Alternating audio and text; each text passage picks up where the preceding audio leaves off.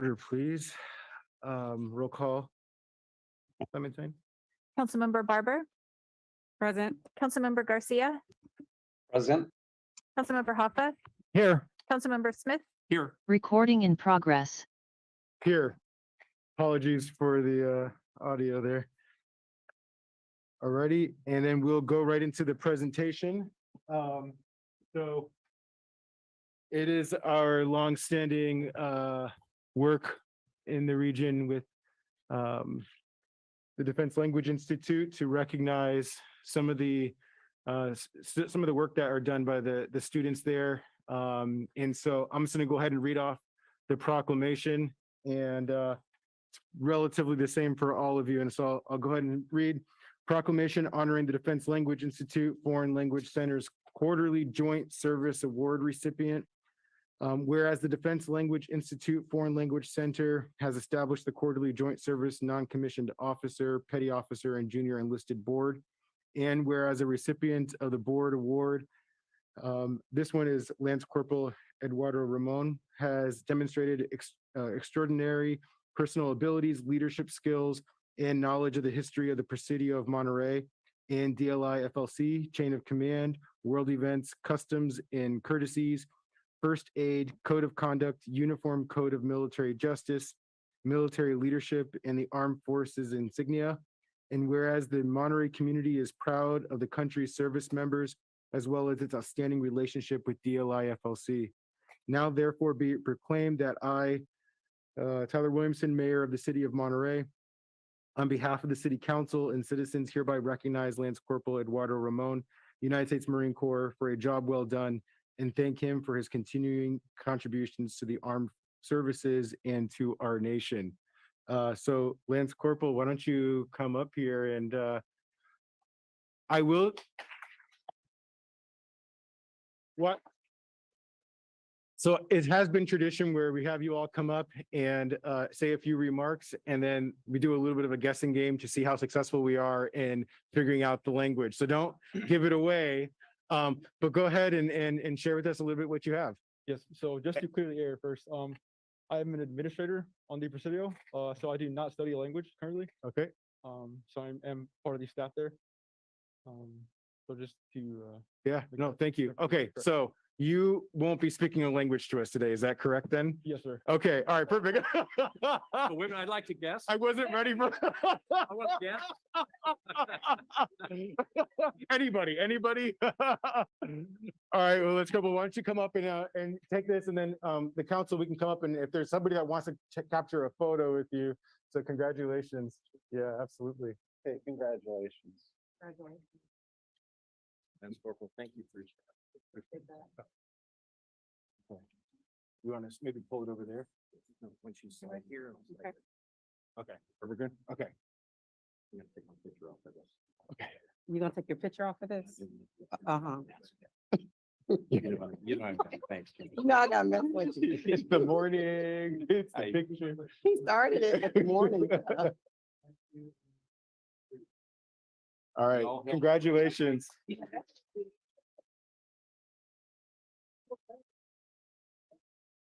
Yep. Okay, so the next one, relatively same language, Lance Corporal Devron Rankin. And if I'm saying your name incorrectly, please correct me, but Lance Corporal, why don't you come on up?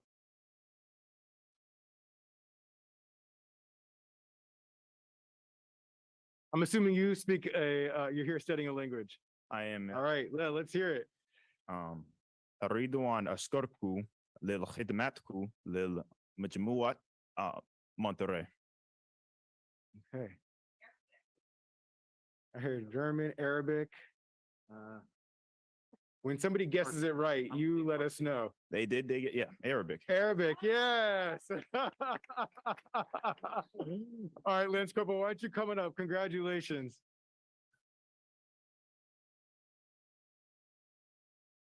Congrats. Yeah, absolutely. Absolutely. Congratulations. Oh, okay. Oh, I'm sorry. You can get these guys too while you're at it. Let's go. Give everybody a little bit of love. It's okay. There we go. Good. Thank you for your service. Thank you. Oh, one more. Ed? All righty, Service. thank you. And then I have one more here for Sergeant Aja Mack. Asia.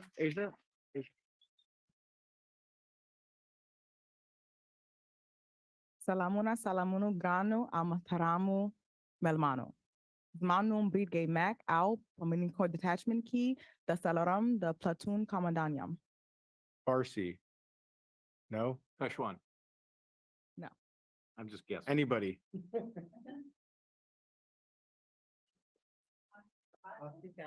It is Pashto. Ah, That's close. okay, congratulations. Why don't you come on up? I'm assuming this is the CERT team here in the front. You all here getting extra points today, so. Congratulations. Thank you for your service.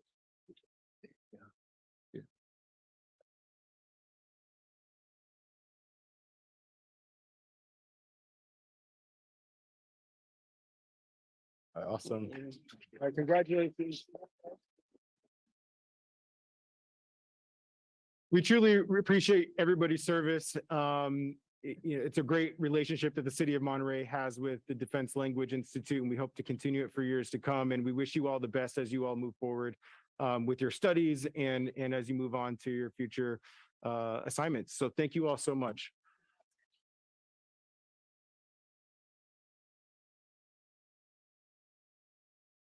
All righty. Now we will go to public comments. Oh, and you all feel free to hang out if you'd like, but you also can leave. There's no obligations. We know you all have to study, so. Thank you. Thank you. So next we'll go on to public comments, and these are for items not on the agenda. I will pass it to our city clerk Clementine to give us some background in regards to how it works, particularly for those that are participating virtually. Certainly. So for those of us in person, for our safe attendance, masks are required for all, regardless of vaccination status, except those who are younger than 2 or have a medical condition that prevents wearing a mask. And this is also a reminder to please keep your phones and devices muted to prevent audio interference in the chamber. And there are 2 ways to virtually participate in today's meeting. You may join using the Zoom app on your computer or mobile device, and you can also call into the Zoom meeting. To join the meeting on Zoom on your computer, smartphone, or telephone, use the link or phone number on the agenda at isearchmonterey.org. An up-to-date version of Zoom software must be used. To call in by telephone, dial toll-free 833-568-8864 and enter meeting ID 160-772-9333 #. And if prompted to enter a participant ID, press #. Detailed instructions on using and updating Zoom are available at monterey.org/public meetings. To make a public comment using the Zoom app, you can virtually raise your hand by pressing the raise hand button at the bottom of your screen. If you're dialed in by phone, raise your hand by dialing *9 and then unmute yourself when called upon by dialing *6. You must do both. Public commenters will be muted until it is their turn to speak. We'll call on each public speaker in the order of their hands raised. Please stay within the time limit established for today's meeting, and a countdown timer will be shown on the screen. If you're connected live on Zoom, the timer is accurate with no delay. Today's meeting is also streamed live on the city's YouTube account at youtube.com/City of Monterey with about 10 seconds delay, and on Comcast channel 25 with up to 90 seconds delay. And we look forward to receiving your public comment. All right, so let's go ahead and start in the chambers. This is again for items that are not on the agenda. Go ahead and stand up and maybe form a line if you're interested in speaking during public comment. Good afternoon. My name is Demetrius Castros. I've been living in the city of Monterey for almost 30 years. I've been involved in the CERT program for longer than that, since its inception in 1990. What makes CERT work is the outstanding volunteers that come together from all across the peninsula. And we've been very busy these last couple of weeks and even last year. The storm impacts have hit the entire peninsula from the Carmel Valley Village to Monterey to Pacific Grove. CERT is a FEMA program that's taught at the local level, but we operate under the state of California disaster service worker guidelines that provide workers' compensation benefits in the event one of our members is injured in training or during a deployment. We've never had to use that insurance. We cover disaster response, storm alerts, evacuation searches for missing people, firefighter scene support that we call firefighter rehab, and authorized training. We always respond under the guidelines of the Disaster Service Worker Laws of California. We're a nationally recognized program. We've been featured in 2 nationally published magazines on how to start a CERT program in your community.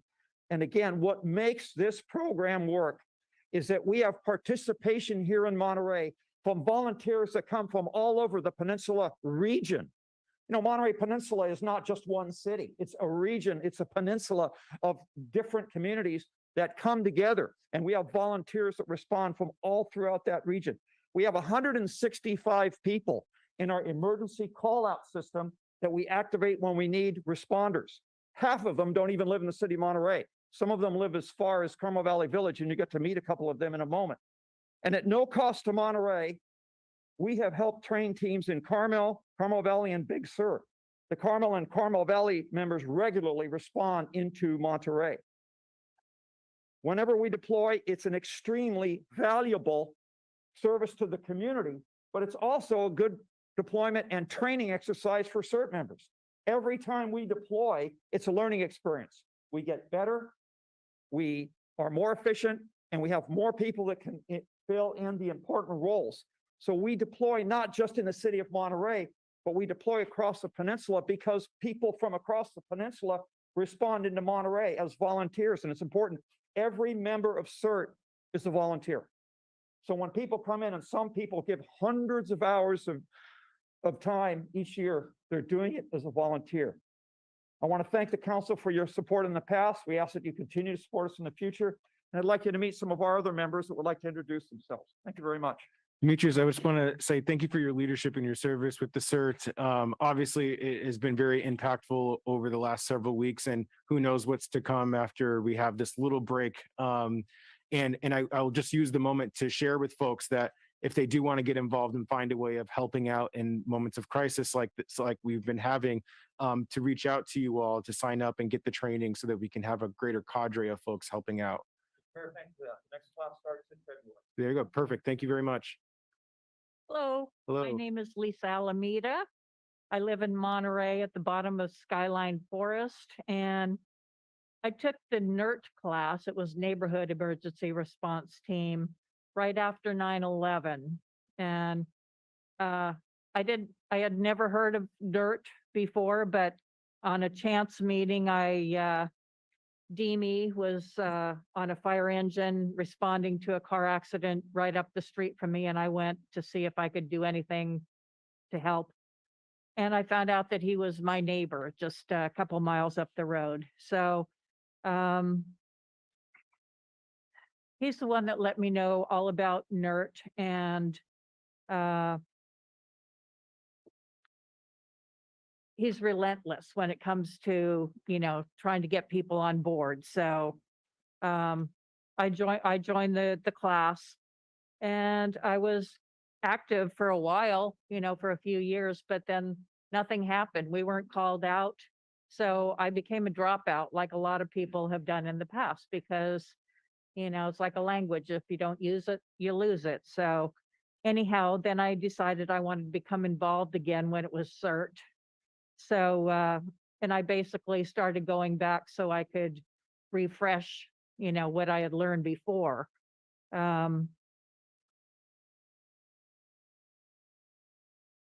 Anyhow, Demi and another member kind of volunteered me to become the CERT captain for Monte Vista neighborhood. I was nervous about it, but nobody else was stepping up to the plate. So I figured, why not? I'll give it a try. And I'm glad they volunteered me because I enjoy the work. Anyhow, over the years, I've watched the program grow and expand. We help with the fire department and law enforcement, and we do help out during storms, searching for missing at-risk people, firefighter rehab, traffic control, evacuation. We're trained in basic first aid, and actually a few members have actually used their first aid training on not on call outs, but it came in handy. They knew what to do. So I'm always pleased to see so members show up And they come from all over the county, not just Monterey. They come from everywhere, regardless of where they live. People want to help. And I've never heard of anybody saying, we get called out too often. If anything, it's just the reverse, but now we're getting called out. So I haven't heard that comment in a long time. We want to do whatever we can. And that's it. Thank you. Thank you so much for your service.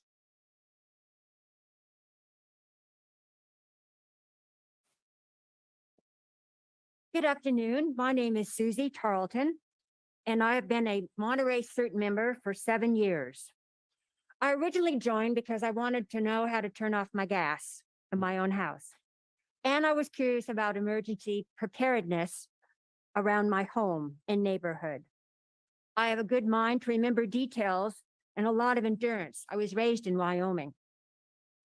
I valued the training so much that I took it 3 times and have participated in many of the training drills and deployments, and offered my skills in photography and graphic design for booth design and outreach. But I want to talk about the pluses of the capable instructors that I've had over those 7 years. Having a retired battalion chief in the fire department as instructor, Dini Castros, radio tech whiz Greg Nertzog, and Isabel Preti, instructor of the training in medical care on scene, has enriched the CERT training program in an exceptional way. These are true professionals, and I thank them all. I recently participated in going door to door in 5 rainy hours, and my job was to help make secure data regarding the evacuation of the people there who were next to the Carmel River rising quickly. And in my daily life, boy, have I used my CERT training. I was able to extinguish a kitchen fire at my place of work. My quick action with the fire extinguisher put the toaster oven out, which was creeping toward the paper towels. And I grabbed the fire extinguisher, which I learned how to use in CERT. And I was able to put the fire out. And my boss was so happy because the sprinklers didn't go on in the whole plant and ruin everything. So that was great. And then the second time I used it in my life was for a neighborhood's 11-year-old daughter went missing at night recently. And I was able to help with the Seaside Police in charge in front of my house to organize the search.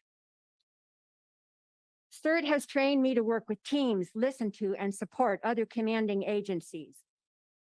We conduct good radio drill every month, and I feel a whole lot safer for it. The fact that this training is offered for free to the community and it is so well managed is a beacon of hope for all of us. So it gives me the skills and wisdom to aid my community. Thank you so much for your service. It's wonderful when you get involved in the community and you can use that in your own personal life experiences.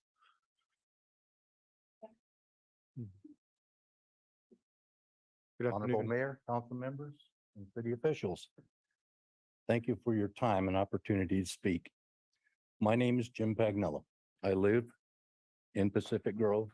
I'm a member of CERT. I didn't steal that. My initial CERT training was conducted by the Pacific Grove Fire Department back in 2003. I was between jobs and/or firings, and I had some free time. My wife worked for the city of Pacific Grove, and they had an opportunity to train several CERT members, so I joined that group. In 2008, I went through the training with our drill instructor, Dini Castros, who really amplified what I'd learned back in 2003, and also gave me great opportunity to practice. Why did I join CERT? Well, I'd always hung around the fire department. In fact, I got a special hat, photo documentation, because I would always show up on the scene, take pictures of things they even used in training. It gets scary to crawl underneath the house and watch a captain put an airbag to lift the house while you're sitting there holding a camera. But I learned how to be safe. CERT, what does it do for me? It gives me an opportunity to give back to the community that's been my home for 60 years. I moved here as a tag-along of an Army soldier, first sergeant. We settled in Pacific Grove and that became our home. I've traveled several places. I always came back to the Monterey Peninsula and considered it my home. It also gives me an opportunity to work with other dedicated CERT members and first responders. I found it more interesting to stand in front of the barrier and help than stand behind the barrier and wonder what I could do. So I thoroughly enjoy what we do. As far as unique events go, I think one of the most unique things I ever got involved with was a shark event. We had 2 shark events in about a 4-week period. Questions that we got asked over and over again, my goodness, does this happen all the time? I had to put it in perspective. It happened 2 times in 4 weeks. It happened 3 times in 75 years. So it was a very unique event. Our members spent 3 days on that assignment and we dedicated more than 200 man hours to that event. Again, it was a very challenging, but it was a unique experience. Again, I thank you for for this opportunity to speak and for your support of CERT, and I look forward to our next assignment. Thank you very much. Thanks for your service, Jim. It's really interesting, 200 hours, you wouldn't think that, but it just really goes to show how a bunch of people in the community coming together can really make a difference. So Hello. true. So true. My name is Linda Pagnella. I'm Jim's wife, born and raised in Monterey. I'm now a resident of Pacific Grove. I think one of the things we want to instill in all of you is that this is probably the most cost-effective thing on your budget. We, because we are all volunteers, because we can't give hours that sometimes is a difficult thing for paid people to do, that we really appreciate your support and appreciate your time that you all give as well, because we know that it's a lot. And again, thank you for giving us the opportunity to let you know what we do. Thank you for your service.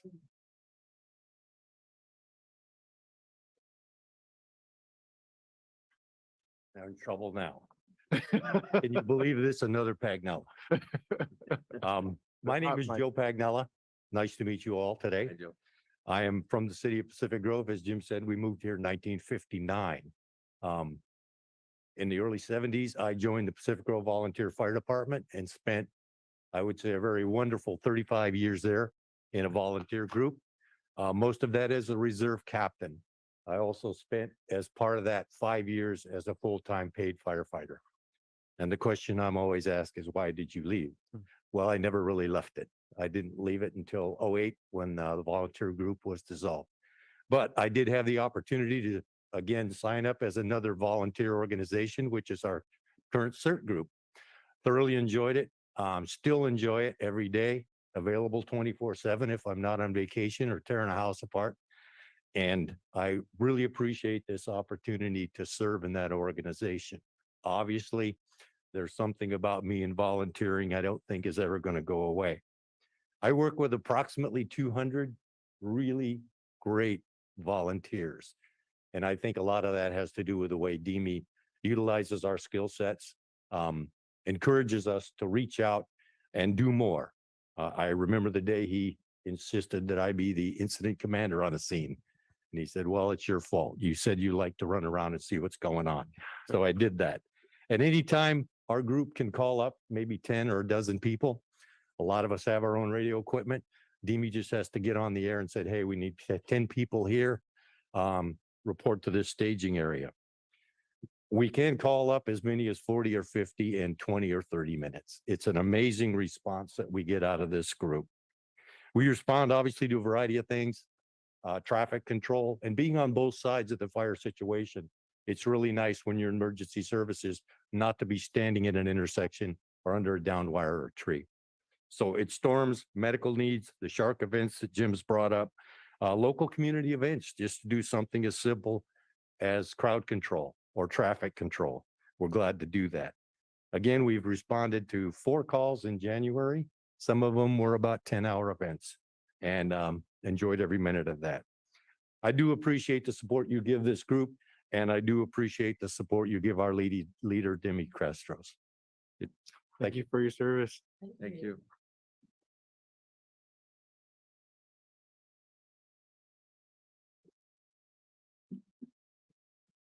Hello, Council. My name is Greg. It's my wife, Caroline Profeta, longtime residents of the Monterey Bay Area. We live in Carmel Valley. We have a business in Carmel, and we frequent Monterey all the time. We're 100% locals around here. I had notes to what most of the other members talked about, what we do, and there's no point in continuing that. But what I do want to point out is who we assist, because that's really what this is, what our team is about, is to free up the resources that you pay heavily for in this city to allow them to go out and do what they do best. Some of those agencies are Monterey PD, Monterey Fire, Pacific Grove PD, Carmel PD, Seaside PD, Marina PD, Monterey County Sheriff's Office, Regional Fire, Office of Emergency Services. These are some of the agencies that we've worked for and assisted to allow them to free up and go do what they do. As one of our members mentioned, extremely cost effective, $0. We are highly trained, and we know what we're doing.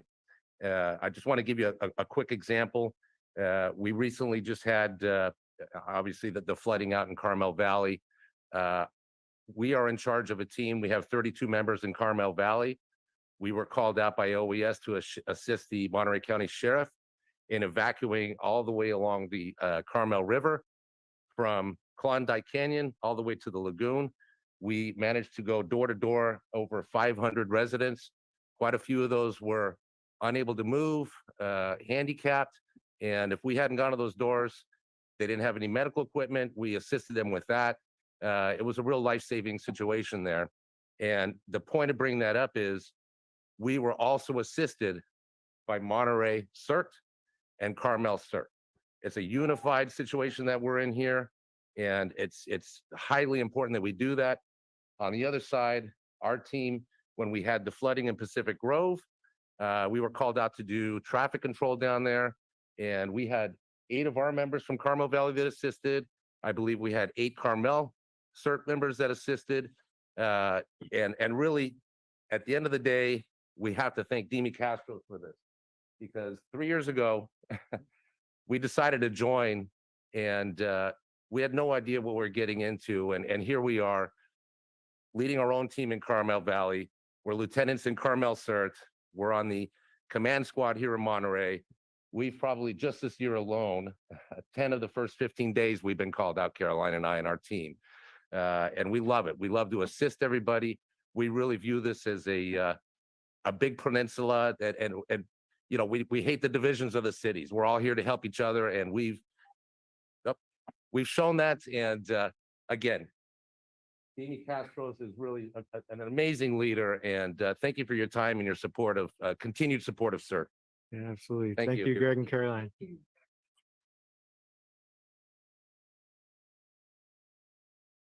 So I'll just kind of wrap it up, but you all should, and I mean, you all probably are, but you should be really proud of yourselves for the work that you do. And seriously, thank you for everything that you do for our communities. It's that regional collaboration that gets me really excited about the opportunities that we have within the region. So thank you for that.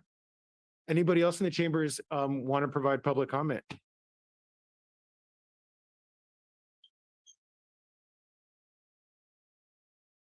Hello, just for the record, I want to see my face. I'm Ramina Gaib. I'm coming from Azerbaijan.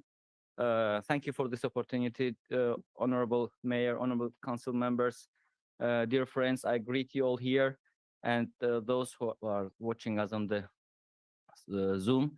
I'm here for 1 month. I am presenting Lankaran Monterey Sister Friendship Association. I'm a member of that. I'm advocating the Monterey back in Azerbaijan. I'm a retired Army major. I used to study here at NPS 4 years ago for 2 months course. Now I'm here on the on invitation. I'm enjoying staying here. I feel sorry for the things happening now in Monterey. The nature, it's a disaster here.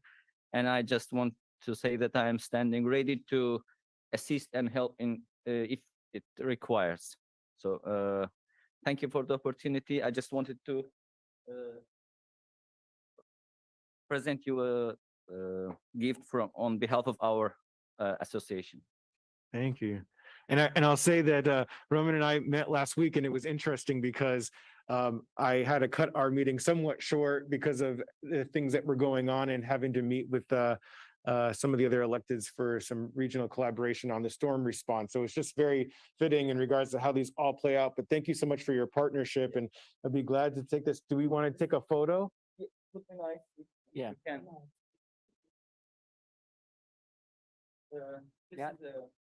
Yeah. Oil, it's oil painted. Oh, very nice. And this is the mosque in our new liberated Karabakh area. It's beautiful. Oh, it's gorgeous. And it's the oil paint, it's the oil. By you? No. No, I'm just kidding. I'm just kidding. For the picture. Very nice. Thank you. Yeah.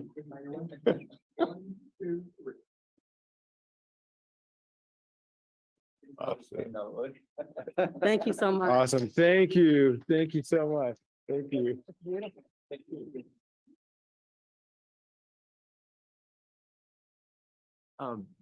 Mayor, if there's nobody else, may I make a comment? I think there are some online. Did you want to? No, let's do the online first. Okay. Anybody else in the chamber that wish to make a public comment? Well, before Cert leaves, I wanted to make the comment. Sure. If I could. Oh, hold on. Yeah, hold on, Cert. Mayor, I just wanted, it's rare that we get two Pagnellas in the room at the same time. And I just wanted to say hi, Linda. I want to say hello, guys. You probably don't remember years ago, I lived on Lincoln. You guys were right down the street and your older brother. So I just didn't want to pass the opportunity to say, from the time of growing up in Pacific Grove and Del Monte Park, greetings. Wonderful to see you guys. I've heard about your careers and tremendous brothers, tremendous family. And we were just in the same neighborhood as kids growing up. I think I was a couple years older than you. Your older brother was a little bit older than me. So we didn't run together, but we knew who each other was. And my wife went to high school with Linda. Good to see you, Linda. Yes. Demi, thank you for your work. Thank you, team, and everything you do. Awesome. Thank you. Good to see you guys. Everybody. All right, let's jump to public comments online. I'll pass it to you, Clementine. Yes, I see that we have Esther Malkin ready to speak. Good afternoon. I am also commenting on CERT. I'm the current president of the Neighborhood Association of Laguna Grande. And I took CERT classes when I lived in Seaside. Having been an East Coaster and used to hurricanes, I was really worried about what to do about earthquakes, and I was really clueless.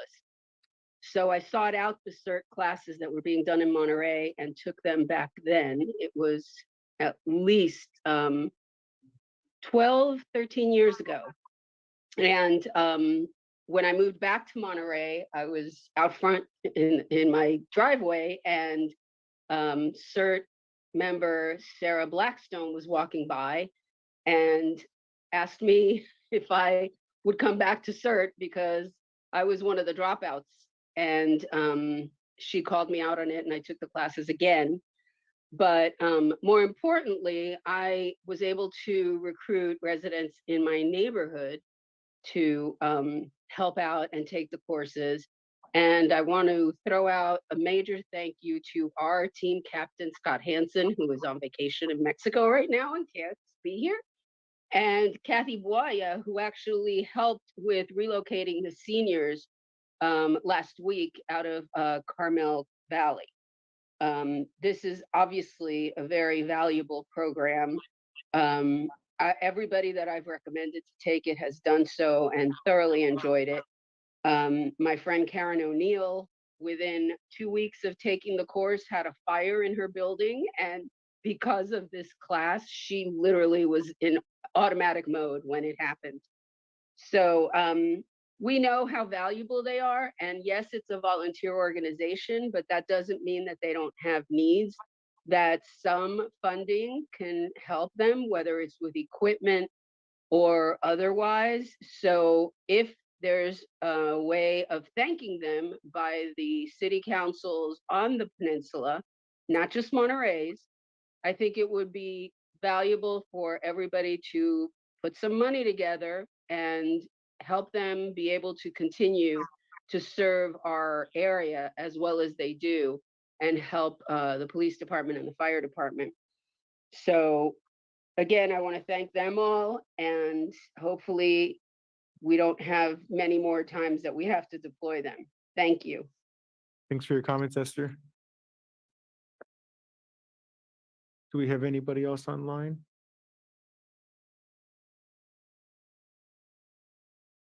I'm seeing a no. No, I don't see anybody further. All right, awesome. Thank you. Okay, we'll go on to consent. It looks like we're going to need to pull number 6. Is that completely pulling it, or are we just pulling it to discuss separately off the? Okay, so anybody on the council want to pull anything other than number 6? Anybody in the public wish to pull anything on the consent agenda? Mr. Mayor, I would move we approve the consent agenda minus item 6. Second. All right, we'll go to public comment. Anybody in the chamber? Do we have anybody online? No. All right. Roll call vote, please. Councilmember Garcia, Yes. Councilmember Hoffa, Yes. Councilmember Smith, Yes. Councilmember Barber, Yes. and Mayor Williamson. That's a yes for me. And then we'll go ahead and go to number 6 and ask staff to give the presentation on that. Yeah, thank you, Mr. Mayor. I just asked Rafaela to briefly present the content of this measure, which is basically an annual reporting requirement to CalPERS. Go ahead, Rafaela, please. Thank you, Hans. Good evening, Mayor and Council. As Hans just said, this our annual presentation of the full-time and regular part-time salaries. Schedules CalPERS requires that all agencies that contract with them for retirement benefits presents this every year. So there are no changes. All the changes that have come through this year are included in this salary schedule. So that is it, unless anyone have any questions. Any questions from council? All right, let's take it out to public comment. Anybody in the chamber wish to speak on this item? All right, anybody online? No hands are raised. All right. Discussion, motion. I'll move to approve. Second. All right, moved and seconded. We'll do it. Go ahead and do a roll call vote, please. Councilmember Smith, Yes. Councilmember Garcia, Yes. Councilmember Barber, Yes. Councilmember Hoffa, Yes. and Mayor Williamson. That's a yes for me. We'll go on to public hearing, number 8, Mills Act Historic Rezone of 828 Pacific Street. And I'll pass it to Hans for staff presentation. Yeah, thank you. Thank you so much, Mr. Mayor. Mills Act is something that the council has in front of a couple of times a year. It's basically a very nice way of protecting our historic resources in the city that are owned by property owners. And we always go through a little exercise in checking those properties out, whether they are actually qualified under the Mills Act. And Matt will present to you this particular property. Hi, Matt. How are you doing? Doing all right. Good afternoon. Good I'm gonna switch afternoon. over to the PowerPoint. Absolutely. After I share my screen.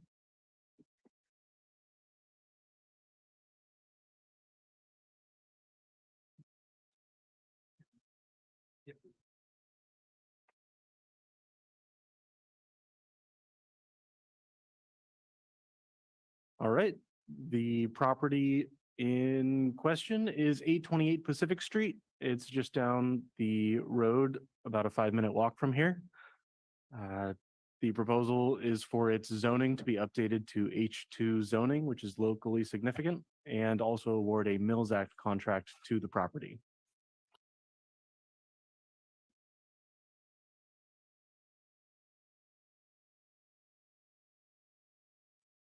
Hey, Matt, would you mind real quick just minimizing that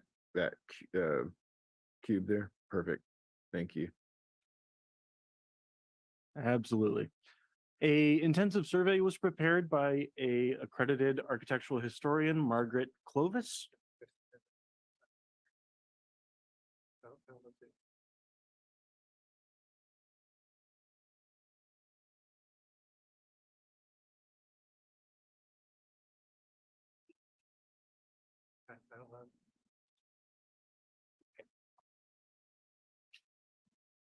All right.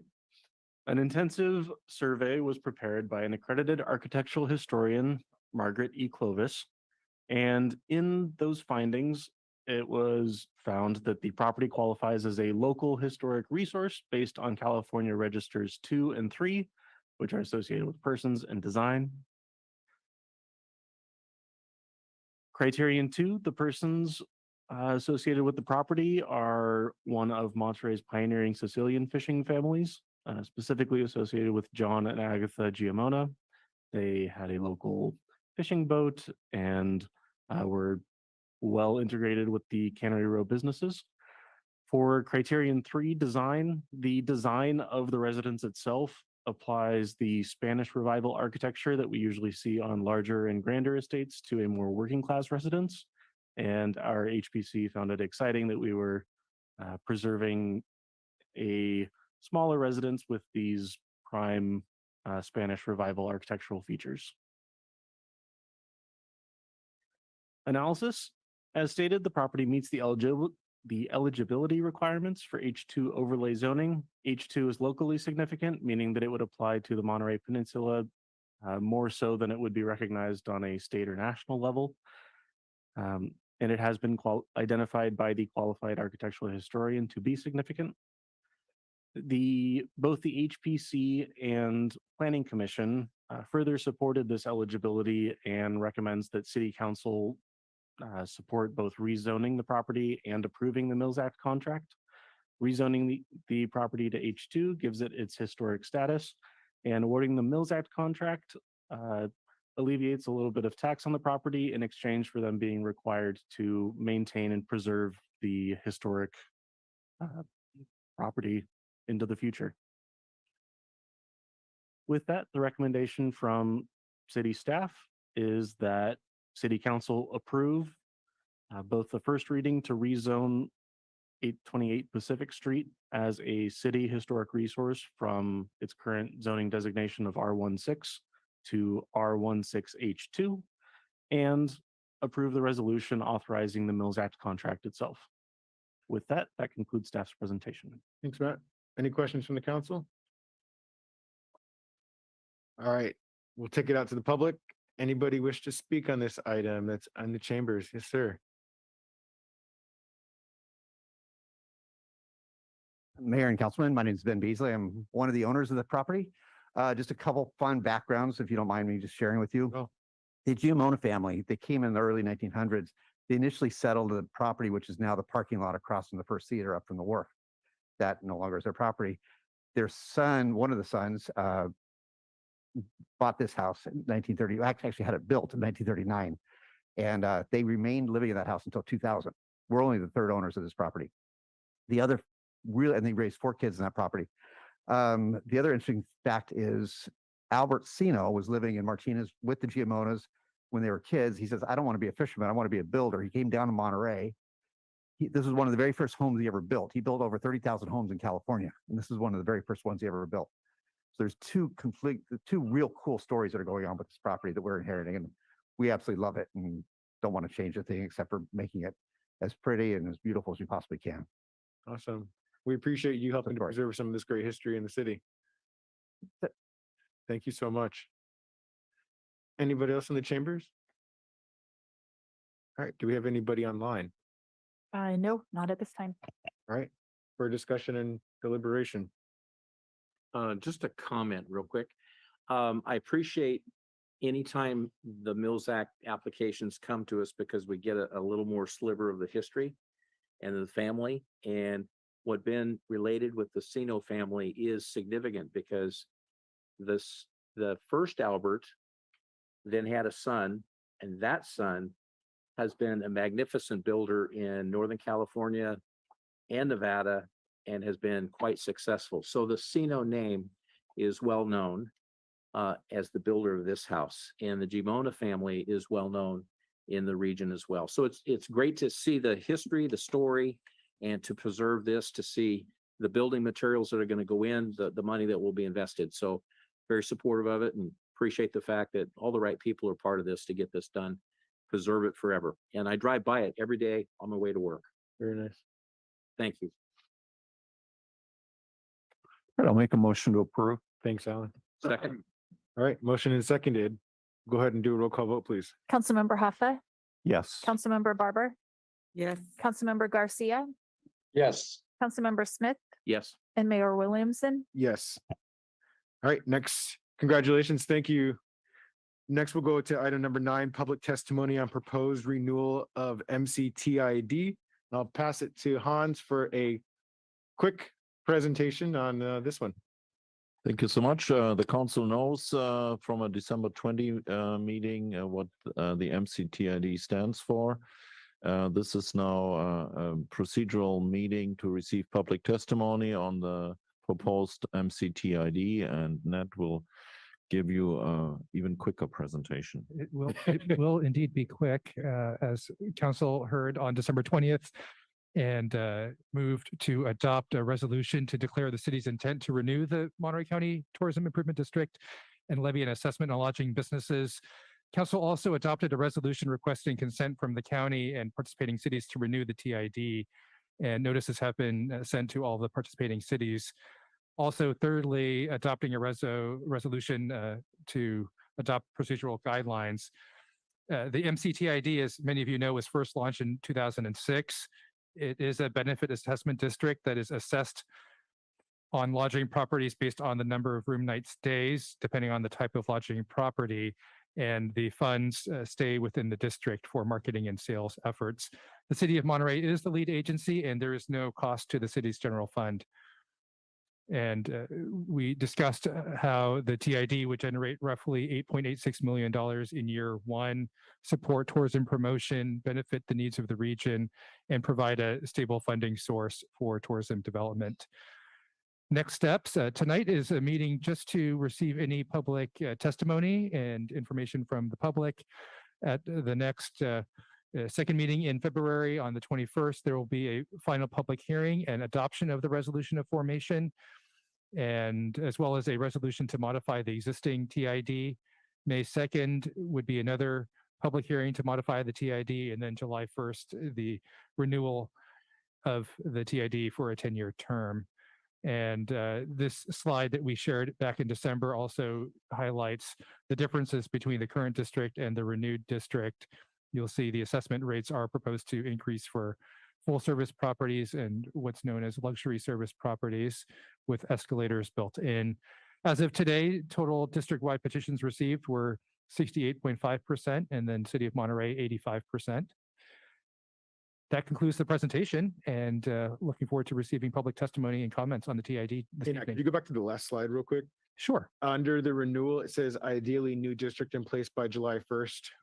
Is there a reason why we think that there might be a risk of it not being completed by then? Not at this time. We're currently on track, and there is no, as long as these We'll move next this steps direction. move forward and the participating cities also agree, which we expect they do, we're on track to move forward. The TID is on track to move forward with this renewed district for July 1. All right, perfect. Thanks, Nat. Any other questions from the council? Just a question. I think all of the properties have to sign something, don't they, and make the agreement for the remission of the. The petition goes out, and there are signatures in the affirmative for this. Yeah. I think you quoted the new future dollars that's estimated to be about 8.5 million in the marketing. That's correct. And I've neglected to ask this last time, but do you know what the most current amount is in this old format of the TID? So I'm just in my mind trying to calculate, well, what's the new budget going to look like for the marketing? So if it's 8.5 in the future, How many dollars are the difference? I would have to, I don't recall. Okay. Yes, we do. In fact, we do have Rob O'Keefe, who's here from the Monterey County Convention and Visitors Bureau. He's the executive director. Come on up, and better to ask. better to ask the expert who knows the ins and outs and has memorized the. You just wanted to be queued up, didn't you, Rob? Yep. Hi, Rob. How are you? Thank you. Happy to answer that question. Any others? Rob O'Keefe. I'm the president and CEO of the Monterey County Convention and Visitors Bureau. And the answer to the question is we're currently projecting about $4.5 million in TID at this point in time. And again, this was designed to make us more competitive with others who are vastly outspending us. This gets us into the game. Rob, while you're here, I'm not sure if you had any more questions. No, I was just going to add on, and I think when we've talked before, we're losing on the marketing in the other competitors about 3-1, aren't we? terms of what they're Yeah, roughly, depending on competitors, but like Napa, for example, outspends us. The budget power is more than double, almost 3 times what ours is. Yeah, good. Yeah, that's all. So I'm just wondering, and maybe not now, but it would be nice to have a visual of looking at, you said 3 times as much as one of our competitors. Maybe overall, where are we compared to our competitors? Where does this get us to in comparison? What is that delta that's remaining? Just to kind of have a visual about what your goals are and how this maybe helps meet that. And Nat has that visual. Yep, I'm trying to pull it up now and have to reshare the screen here, but we do have a slide. I apologize because I'm sharing the wrong screen. One of the challenges here. This slide here can show you here we go. Yeah, so you can see Newport Beach is way outspending us more than 3 times. Can you read those? Because it's very hard for us to see the name. Sure. At the top is Newport Beach, followed by San Jose below, Santa Barbara, Napa Valley, and Greater Palm Springs. This new TID would bring us in line at a budget per hotel room comparable to Palm Springs, Napa Valley, and slightly above Sonoma County. Others below are Laguna Beach, San Francisco, San Luis Obispo, San Diego, and Lake Tahoe. So that's our main competitive set. And with the existing funding, jurisdiction funding plus the new TID, that will take us to the about the midsection, middle point. And this is something, as you know, the TID is created, voted on by the hospitality committee. So they're the ones who said we've got to get into this game, and that's what this is all about. And then the other part of that question is, where does this get you overall in your goal of what the new strategy is with MCCVB? What kind of delta kind of still exists beyond that, or is that it? Do you all feel completely satisfied with what you'll be getting there? We do, and again, the hotels, we spent a year scrutinizing this, looking at a lot of different models, a lot of different approaches to doing this. This is what they settled on. There are escalators, which mean every 2 years, each level can go up 20 cents on the lowest, 50 cents on the middle, and 90 cents on the highest level, to keep us competitive over and into the future. Awesome. All right. Thank you. Hans. Not to spoil the party, Rob, but Rob just mentioned it. This is what the committee settled on. And the word settled is important here, because when you compare us to our competitors, you will see that most of the competitors, including Napa, are funding a destination marketing district through a percentage of the hotel room rate. So if you stay in a hotel, let's say in Pebble Beach for $1,000, you pay 2%. If you stay for $1,000 in Pebble Beach, you pay $7 now. So the committee, as Rob correctly stated, it's settled on this. So I feel still it leaves us to continue paying out of city coffers with the TOT into destination marketing agencies. There are destination marketing agencies that do not receive TOT funding and solely rely on funding coming from the hotels through a percentage surcharge. So again, this model that is in front of you is what the hospitality industry could agree to based on the rates that you see in front of you, which are fixed dollar rates. They are not dynamically linked to the actually room rates that are charged. And you know how those room rates are very dynamic and actually very beneficial. And they look at the TOT from the cities and the county of Monterey as a second support function, which makes it harder for councils in future years to have maneuverability in case we come into an economic crisis and we need some additional funding for certain things. So again, since Rob talked about settled, I wanted to explain the word settled a little bit. Yeah, no, and I think you're getting, Hans, to exactly where my questioning was going, in trying to fully understand what the direction was that MCCVB was going in. And I'm not sure if you have any additional comments you want to share now. I don't think we're going to solve this tonight, and I think we're getting a little bit off topic with going in that direction. But I think there's just a deeper conversation there for us to have. There certainly is, Mayor, and if you don't mind me saying one thing, it is a good question on how to come about putting something like this forth. One of the things that primarily we need to be more aggressive. We're going to be more aggressive. We wanted the model, whatever it is, to be more equitable. It is more equitable. It's a model that I can get the president of Pebble Beach and Bina Patel, who owns two small properties, one on Fremont and one on Moonris, to agree on. If I can bring those two people together to create something that's going to help all of us, I'm going to take it as a pretty big win.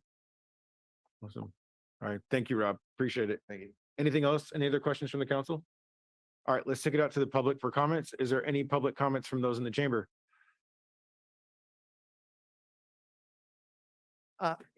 Council, Mayor, my name is Greg Ford. I am the new general manager of the Stone Pine Estate out in Carmel Valley.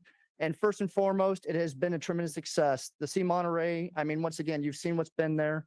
It's just with the new development, we just have some concerns or questions about the metrics going on for the new luxury category. We have two properties. One is luxury, one is a limited service. So with that new category, just how is that money going to be done? How is the metric going to be done? And are we going to see results for that money for the luxury side to the luxury, or is it going to subsidize the other pieces? Currently, the C Monterey has a third-party site that if you're not a member of, you're disadvantaged of that for bookings for FITs. That's a concern we have. We're trying to work through that. But once again, we're not in opposition to it. We just have some concerns about the metrics on how this will go forward and how it's implemented. Thank you very much. Appreciate your comments. Anybody else in the chamber? All right, let's go online. Let's finish public comment and then maybe we could look at how we might be able to respond to some of the questions that were presented there. Oh, you want to do general public comment? Okay, Rob, why don't you come on up?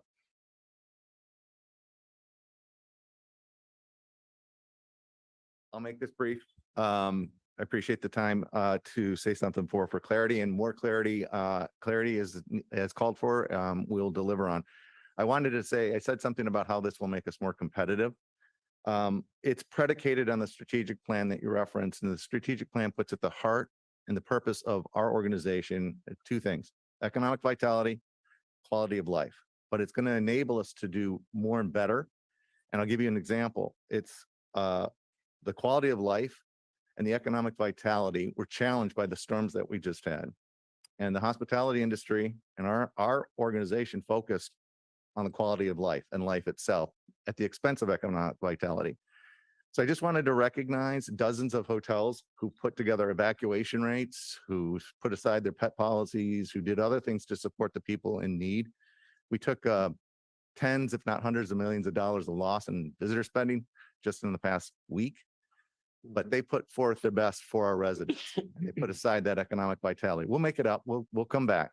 But this is the type of thing we as an organization and our industry does in times of crisis. Thank you very much. Thanks, Rob. And I will echo your comments there. I reached out to Rob and others in the hospitality industry when it looked like we were going to be cut off at some main sections coming into the Monterey Peninsula. And Rob responded with exactly what you just shared now. And I appreciate you and the hoteliers stepping up to help out and assist in that time and putting out a message of telling people not to come, which is, I know, not an easy thing to do. So I appreciate that.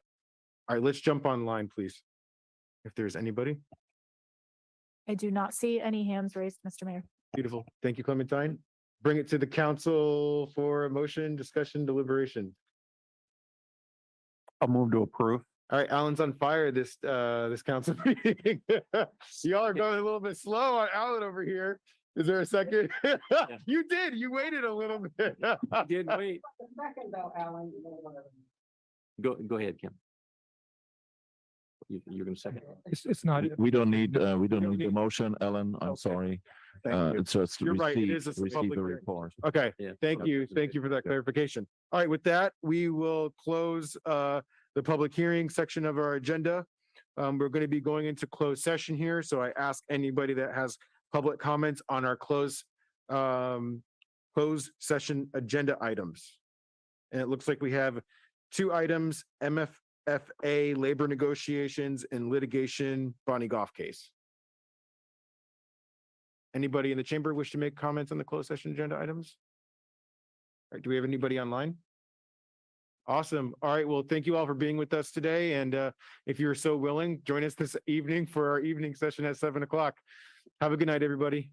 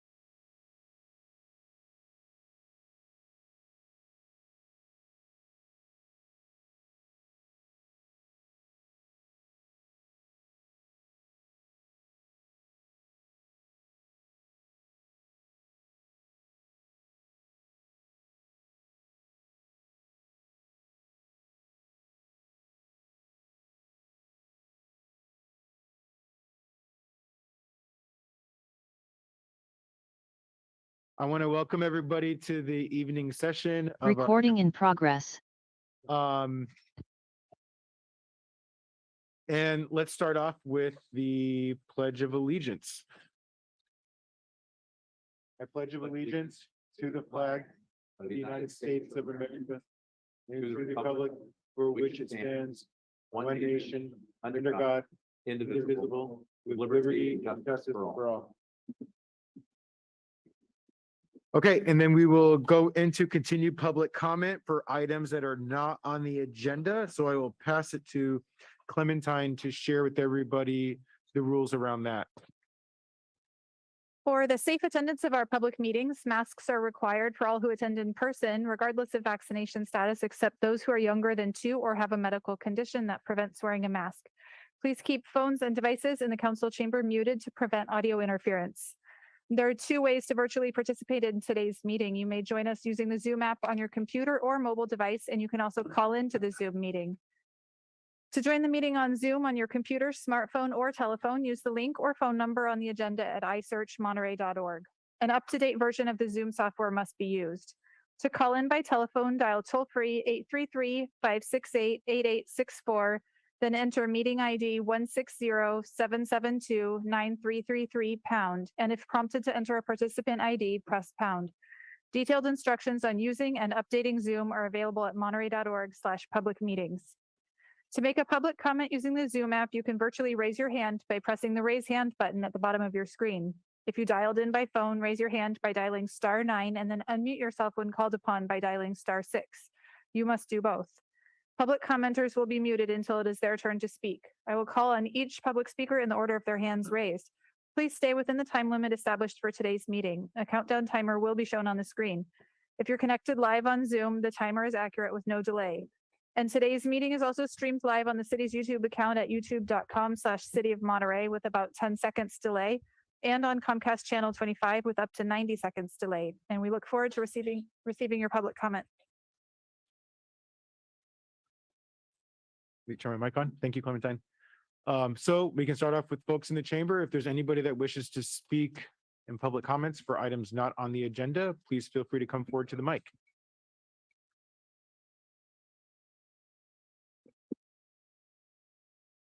Good evening. My name is Nancy Sule. I live in Old Town, and my husband and I are also members of the CERT team, the Community Emergency Response Team.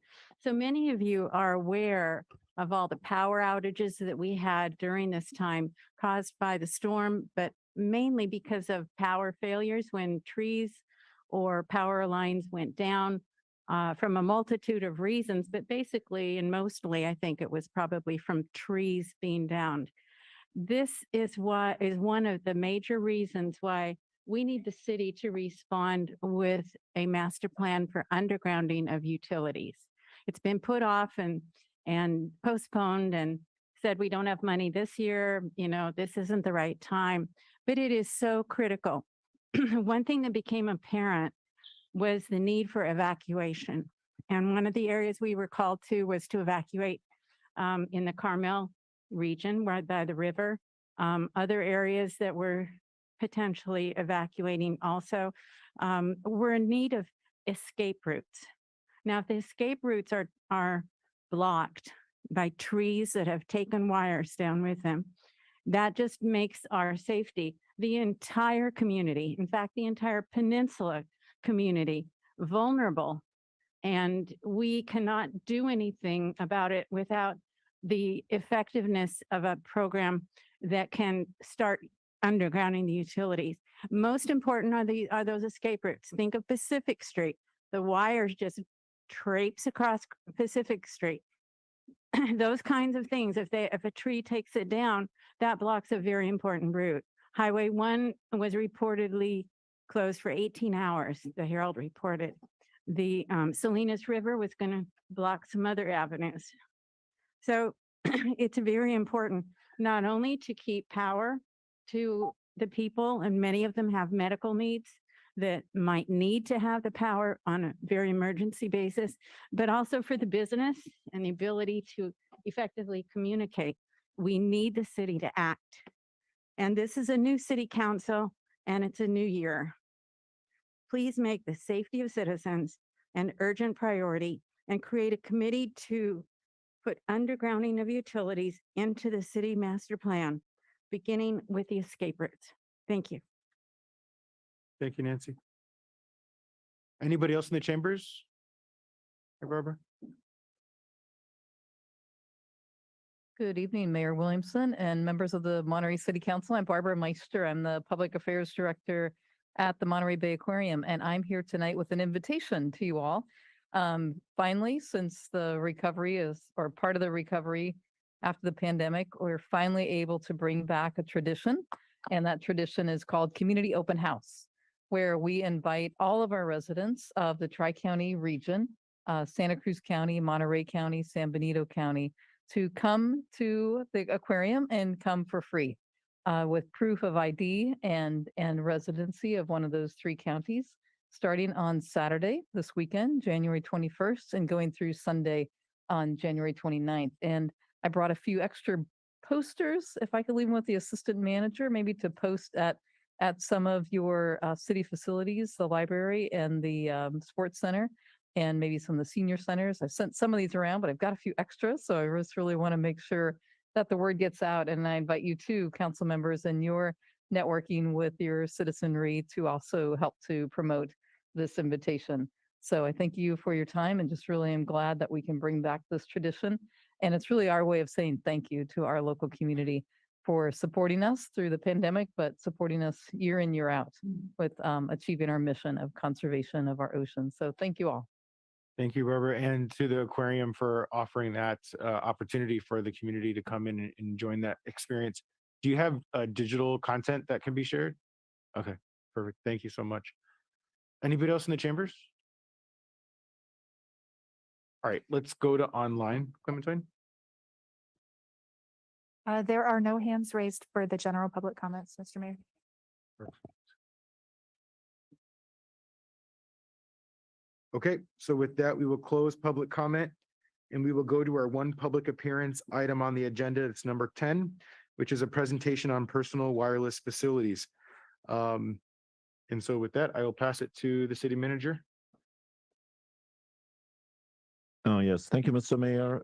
We have prepared for you tonight a kind of rundown of the various milestones that we have reached over the past 4 years or so with respect to the wireless ordinance. As you know, and as you have followed the development, there has been an never before seen staff effort in holding meetings with the subcommittee of wireless of the wireless ordinance, and we have together with the neighbors and our legal advisors worked very hard in coming up with an ordinance that is reflective of community wishes, but also reflective of the letter of the law.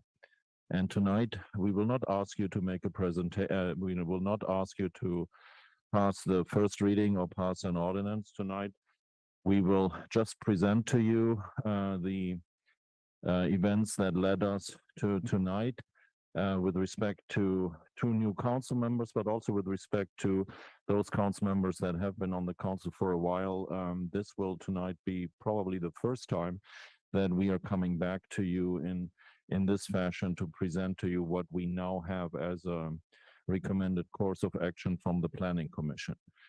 And without further ado, I ask Kim to do the introduction, and then we have also online our Best and Krieger consulting attorney, Gail, who will explain a great deal of what the wireless ordinance consists of today. Thank you.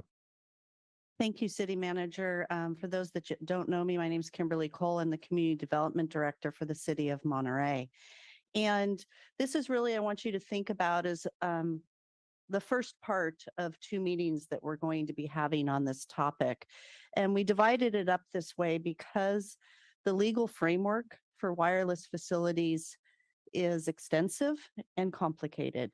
And I think it's very important for you and the public to have an opportunity to have a briefing on the legal framework of wireless facilities before we actually discuss the wireless ordinance, which will be at our next meeting, February 7th at 7 o'clock, is tentatively scheduled.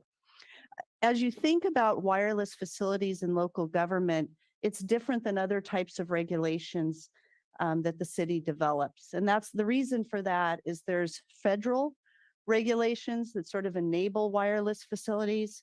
There are state laws. There's the ability to create local laws, but there's also a series of court cases that are coming down that really affect how all of these various laws are interpreted. And so it's really important to have a solid understanding of the legal framework and some of the words that are used in the law as well as in the case law. So it's my pleasure to introduce Gail Karish with Best and Krieger. Best and Krieger has been with us since many years now as we've been working on wireless facilities. And they also help us as individual applications come up if legal questions arise. So with that, I'll turn it over to Gail. And Gail, would you like me to share the screen with the presentation? Sure. Thank you, Kim. If you could, did you get the one I sent with a few edits at about 6:15? Is that the one you have loaded? Yes. Perfect. Okay, great. Thank you, Kim. Thank you, Mayor Williamson and council members for having me here tonight. My name, as Kim mentioned, is Gail Karish. I'm a partner at Best and Krieger. I practice in telecommunications and advise countless local governments on a wide variety of communications law issues. A lot of my time in recent years has been spent on helping cities like yours and others update their wireless ordinances because there have been a lot of changes in state and federal law. And what I intend to do tonight, if you can go to the next slide, is to go through at a high level what some of the most important limitations on your authority are. And the reason why I focus on what your limitations are is because of what I say in the first bullet here. You can exercise as a city your police power to regulate wireless siting. You have full police power to regulate wireless siting, except to the extent that that police power has been preempted in some way or limited by federal or state law. So I'm focused on what some of the most important preemption or limitations on your authority are. And as Kim mentioned, you already have wireless regulations, and we're going to be back to you in a later meeting with what the Planning Commission adopted as a resolution recommending changes. Your current regulations applicable to wireless siting are in your zoning code, Chapter 38, Article 17, Section 112.4. There was a lot of public consultation. I think a lot of it is listed in your agenda report, the various meetings over the years. Planning Commission did recommend an ordinance repealing the existing chapter and replacing it. And that's what we'll come back on February 7th is a plan to come back and present that ordinance. So today, what I'm going to just focus on is to provide some context with an overview of applicable federal and state law. So I'm going to do a very brief overview, just a few slides that cover the main points at a high level, and then I'm going to drill down on some of the more complicated areas. So first, just in terms of national policy, and a lot of what I'm going to talk about in this slide actually dates back to the 1990s when wireless was first, wireless networks were first being installed.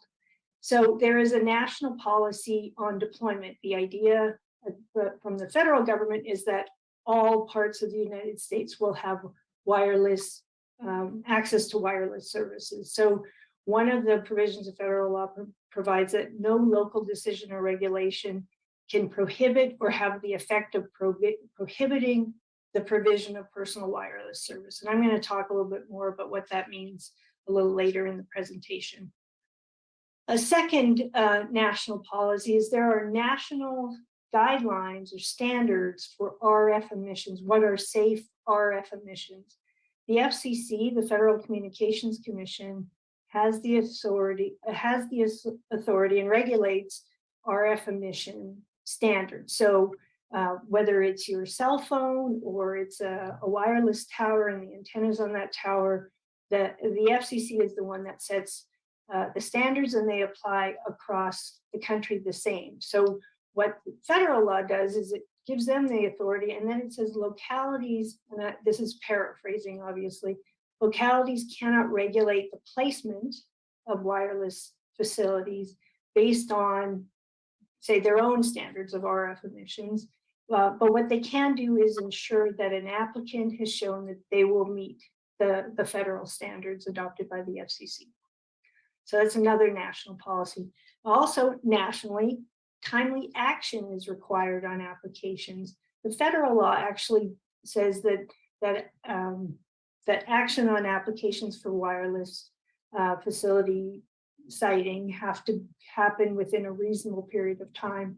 And as I'll get into in more detail and later in the presentation, what the FCC did is they developed through their regulations and various orders actual kind of deadlines for when applications are supposed to be acted upon that they call shot clocks. So we refer to them as shot clocks because of the FCC orders. And they're between 60 and 150 days. The other thing that relates to timely action, and this was partly at a federal level, but mostly at the state level, is the state of California has adopted a remedy in state law that if there is a failure to act on a timely manner on these applications, then an application can be deemed approved. So I'll get into that in a little bit more detail in a moment too. Another requirement that is imposed under federal law is that if an application is going to be denied, it has to be in writing and based on substantial evidence in the record. There is a non-discrimination requirement, so you can't have unreasonable discrimination on providers of functionally equivalent services. So if providers use different technologies to deliver their services in different ways, you can't, discriminate to favor one over another. There are expedited appeals available under the federal law. And then under a different federal law that was adopted in 2012, there are some types of approvals that are mandatory. So these certain modifications to existing wireless facilities that qualify as what is known in the statute and in the FCC order as eligible facilities requests. So certain types of modifications to existing permitted wireless facilities must be approved. And there is a deemed granted remedy at the federal level if you fail to act within the shot clock that was established for these eligible facilities requests, which is a 60-day shot clock. So that's a very high-level summary of a lot of different requirements under federal law. If you can go to the next slide, I'll talk about some of the limitations that are under state law. So one is one I already mentioned, that under state law, there is a deemed approved remedy for some of these FCC shot clocks. So if the shot clock isn't met, that timeline, if the city doesn't make a final determination, it doesn't have to be an approval, it could be a denial or an approval within the FCC shot clock, then there can be a deemed granted remedy available at state law. Now, the one exception is that eligible facilities requests, the EFRs that I was talking about, the last category, last bullet point on the prior slide. For those, there already is a federal deemed granted remedy, so there's no state deemed granted remedy for missing that shot clock. And One other important thing to note about the state deemed granted remedy is that remedy is not available if the proposed placement is on fire department facilities. That was carved out it doesn't mean that there can't be an approval at that site.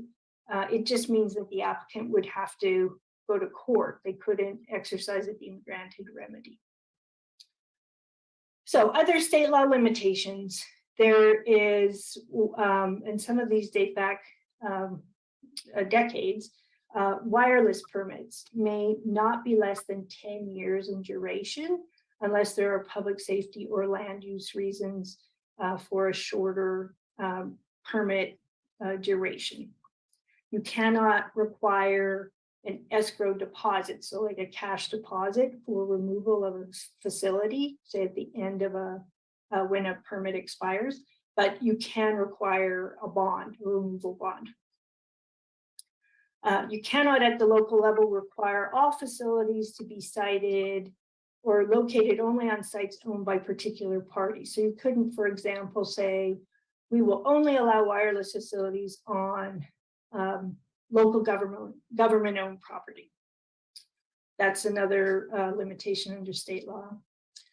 State law recognizes federal authority over RF emissions and kind of parrots the requirement that you, as localities, in making your decisions, comply with the limitations under federal law. And then another state law limitation, but it's a temporary one, is there is a bill that is still in effect for another year. It's AB 2421, and it temporarily imposed a 60-day shot clock and mandatory approval of qualifying emergency generators at macro cell sites. So that is, if there's an existing approved macro cell site, that's a macro tower, it's not small cells in the public right of way, it's not rooftop facilities, but when a freestanding macro tower, a carrier, if they were to come and have a qualifying emergency generator, and there are parameters in the existing law, that application would have to be acted on in 60 days and would have to be approved. That law is sunsetting in January 1st, 2024. So those are state law limitations, or general ones. Now, I want to talk about a few limitations in your authority, specifically with respect to wireless in the public right of way. So that's what we're really talking here about: small cells, primarily, or distributed antenna systems. There is existing law, and this law has been on the books for decades, regulating or governing the use of public right of way by telephone companies. And the existing law has been interpreted to include wireless and to include wireless facilities and wireless companies, because they are also telephone corporations. So California Public Utility Code 7901 gives telephone companies a franchise right to use your public rights of way. But it's not completely unfettered. They can't just put their facilities in willy-nilly wherever they want. They have to use it in such manner and at such points as to not, and this is the language of the statute, incommode the public use of the road or highway. So incommode the public use is a very important phrase, because that has been interpreted by the California Supreme Court in a 2019 decision to allow both discretionary review and that you can regulate aesthetics. So you can regulate how these facilities will be placed and what they will look like. California Public Utility Code 7901.1 deals with putting or recognizing that you have the power as a local authority to reasonably regulate time, place, and manner in which roads are accessed. So that means you can have permits, you can have, restrictions, require different, safety of blocking traffic and things like that, when telephone companies are accessing your public right of way. And your regulations regarding access must be applied to all entities in an equivalent manner. Another important provision of state law recognizes that local governments have the authority to regulate the use and repair of public streets, location of poles, etc., of any public utility, to the extent not preempted by California Public Utility Commission regulation. And there is some very important California Public Utility Commission regulation of wireless and wireline infrastructure, utility infrastructure in the public right of way. For example, General Order 95 is a very detailed, lengthy order of the California Public Utilities Commission that has been updated and amended various times.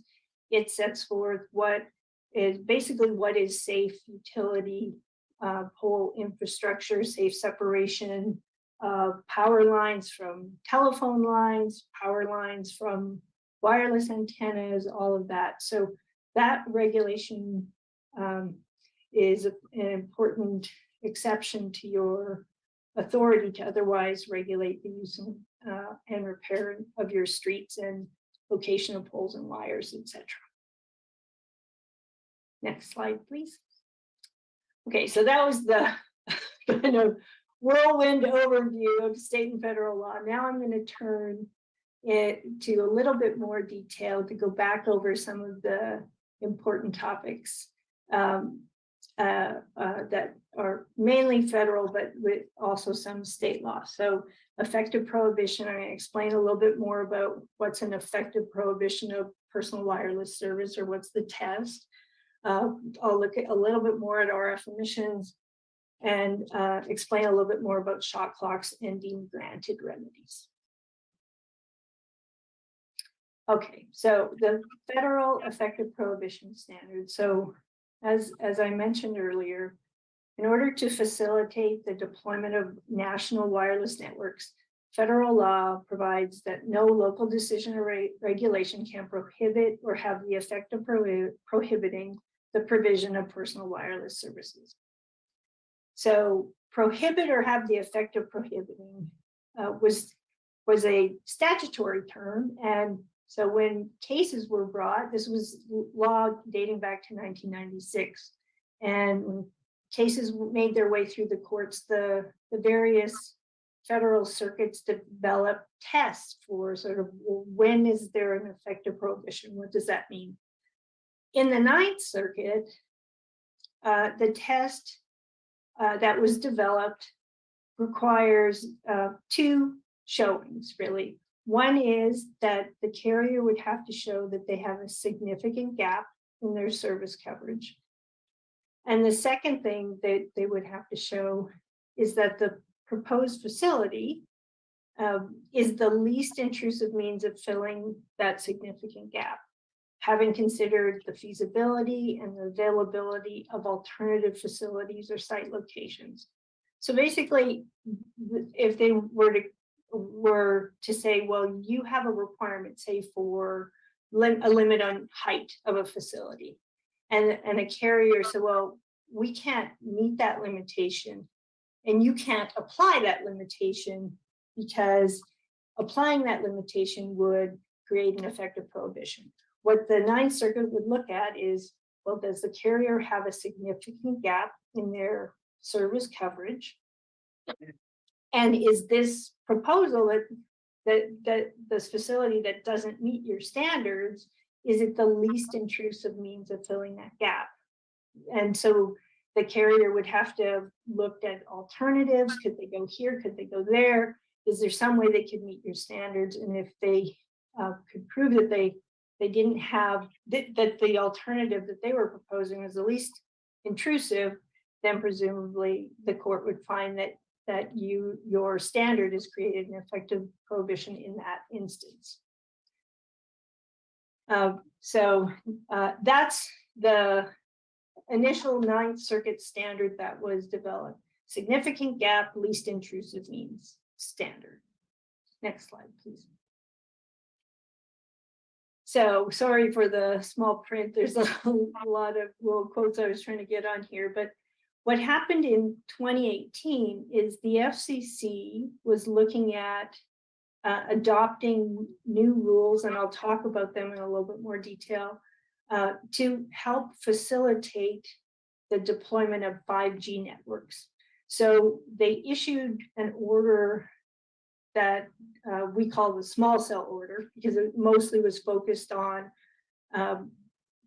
adding new shot clocks and imposing more limitations on local authority with respect to the placement of small wireless facilities.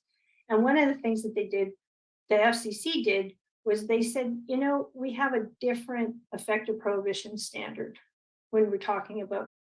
And when they came up with this new standard, they also talked about the existing standards that had developed in interpreting the federal law in different circuits. So they said decisions that have applied solely a coverage gap based approach are too narrow, too outdated for this new world of 5G, where there are in the current marketplace a wide variety of offerings, different service characteristics, different deployment strategies. So they quoted favorably Crown Castle's comments in the proceeding. Crown Castle is a company that deploys a lot of small cell facilities in the public right of way. And so they quote Crown Castle saying that, you know, these coverage gap based approaches don't, you know, are just incompatible, where in a world where there are new technologies, we're adding network capacity, we're not trying to plug in gaps in existing network coverage. That was, you know, when they were first building out networks and there were gaps, talking about something, a new, you know, different sort of world. And so the FCC also in this 2018 order rejected this coverage gap, and specifically the Ninth Circuit, many of the circuits, the First, the Fourth, the Seventh, Second, Third, Ninth, all of these circuits, their tests sort of said, now these don't really apply well in this new world. This materially inhibits standard is the appropriate test, at least for small wireless facilities. Next slide, please. So our firm and some other firms took our coalition. We had quite large coalitions of local governments challenging both at the FCC and to the courts this FCC order changing these standards. And the city of Monterey was a part of that litigation. And unfortunately, the FCC, at least in this respect, upheld the FCC's order. They found that the FCC had sort of justified, explained well enough its reasoning. So they said the differences in the FCC's new approach are reasonably explained by the differences in 5G technology. The FCC has explained that it applies a little differently in the context of 5G because state and local regulation, particularly with respect to fees and aesthetics, and I'll talk about that in a moment, is more likely to have a prohibitory effect on 5G technology than it does on older technology. So more likely to have a prohibitory effect on small cell or small wireless facility applications than on macro cell tower applications. And they said the reason is that when compared with previous generations of wireless technology, 5G is different in that it requires rapid, widespread deployment of more facilities. So that's a nod to that there'll be more small wireless facilities with 5G deployments. So they upheld this standard, but we view this standard, at least being upheld by the Ninth Circuit, really tied to 5G technology and more particularly to small cells. And so it is our view that the other standard, the original standard, significant gap least and intrusive means would continue to apply if you had like macro cell tower sort of application. And we mostly that we've seen the industry when they try to argue effective prohibition, take that same sort of approach or hedge their bets and argue both significant gap and materially inhibits if we're dealing with a macro tower rather than a small cell. Next slide, please. Okay, so now I want to turn to, so having established this different standard, this materially inhibited standard, the FCC also did a few other things that are important to note in the small cell order. They did for the first time try to impose some sort of limitation on your aesthetic authority that's more particular than just that general sort of least significant gap, least intrusive means sort of analysis that used to be in the Ninth Circuit. So one thing they did in the FCC small cell order is they said that aesthetic regulations for small wireless facilities, only for small wireless facilities, they said they can't prohibit or effectively prohibit the provision of wireless services. And they gave us more guidance on what that means, right? No aesthetic regulation can create an effective prohibition, but they gave more guidance on, in particular, for small wireless facilities. They said aesthetic requirements for small wireless facilities must be these things that I have in the bullets. And I'm going to explain why some of them are crossed out. What you see, the original list, the full list is what the FCC order said. And what is stricken out is what the Ninth Circuit decided were not valid criteria. So initially, the FCC said that aesthetic requirements for small wireless facilities have to be reasonable, no more burdensome than those applied to other types of infrastructure deployments, objective, and published in advance. Two of those, no more burdensome and objective, were struck by the Ninth Circuit. So what we're left with today is, and what your aesthetic regulations or your aesthetic requirements for small wireless facilities would be judged by a court would be, are they reasonable? Meaning technically feasible and reasonably directed to avoiding or remedying intangible public harm of unsightly or out of character deployments? And are they published in advance? So before an applicant files an application, do they have a published list? They know what your requirements are. Those are the requirements for any type of, that's what your aesthetic requirements will be judged on, whether they are saying, you know, height of a facility or how it needs to look or the volume of equipment or that it should be painted or anything like that. Also spacing, separation of facilities, setback requirements, all of those are subject to the same standards, and all of that limitation applies only to small wireless facilities. So that's one particular thing that the small cell order did, specifically as a limitation on your authority as a local government to regulate aesthetics of small wireless facilities. Next slide. Another limitation that the FCC placed on small wireless facilities, your ability to regulate with respect to small wireless facilities, which was also upheld by the Ninth Circuit, is they found that fees could be unreasonable. And so what they kind of broke the discussion of fees into sort of two categories. One is one-time fees, like an application fee for a permit.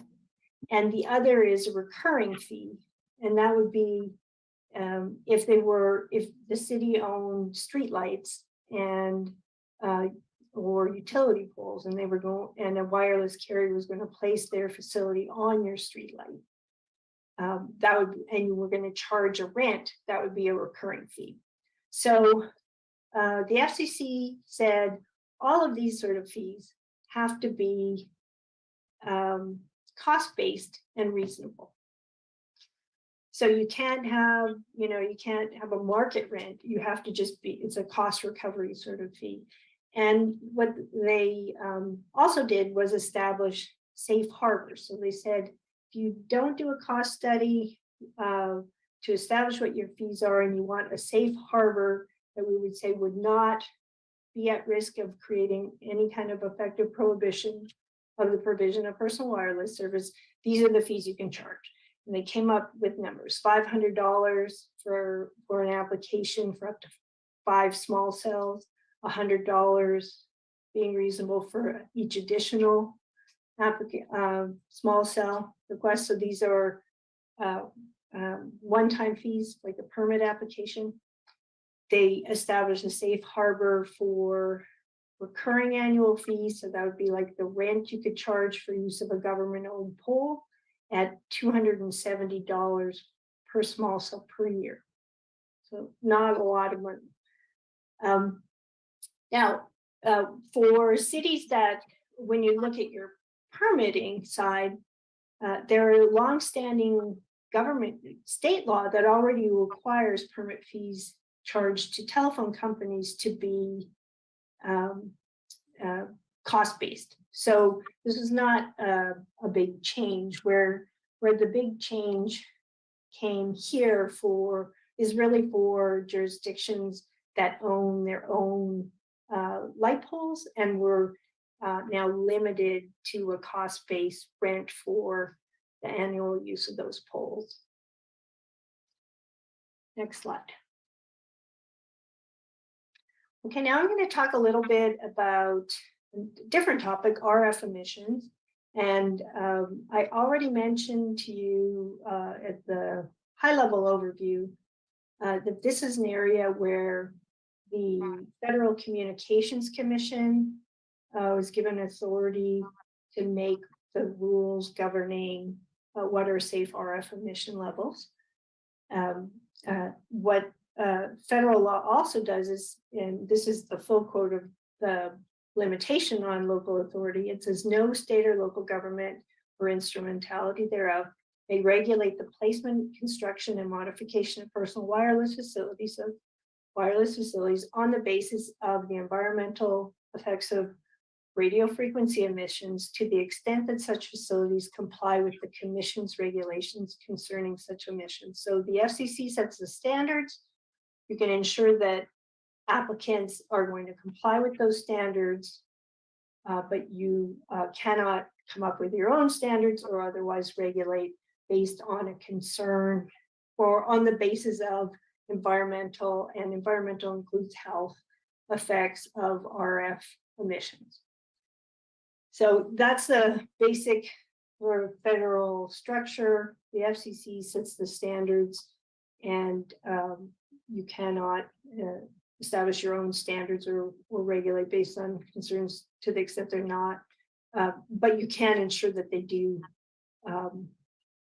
are going to comply with the FCC's standards, and usually that's achieved at least by asking for applicants to provide a report or certification that their proposed facility will comply with the FCC regulations.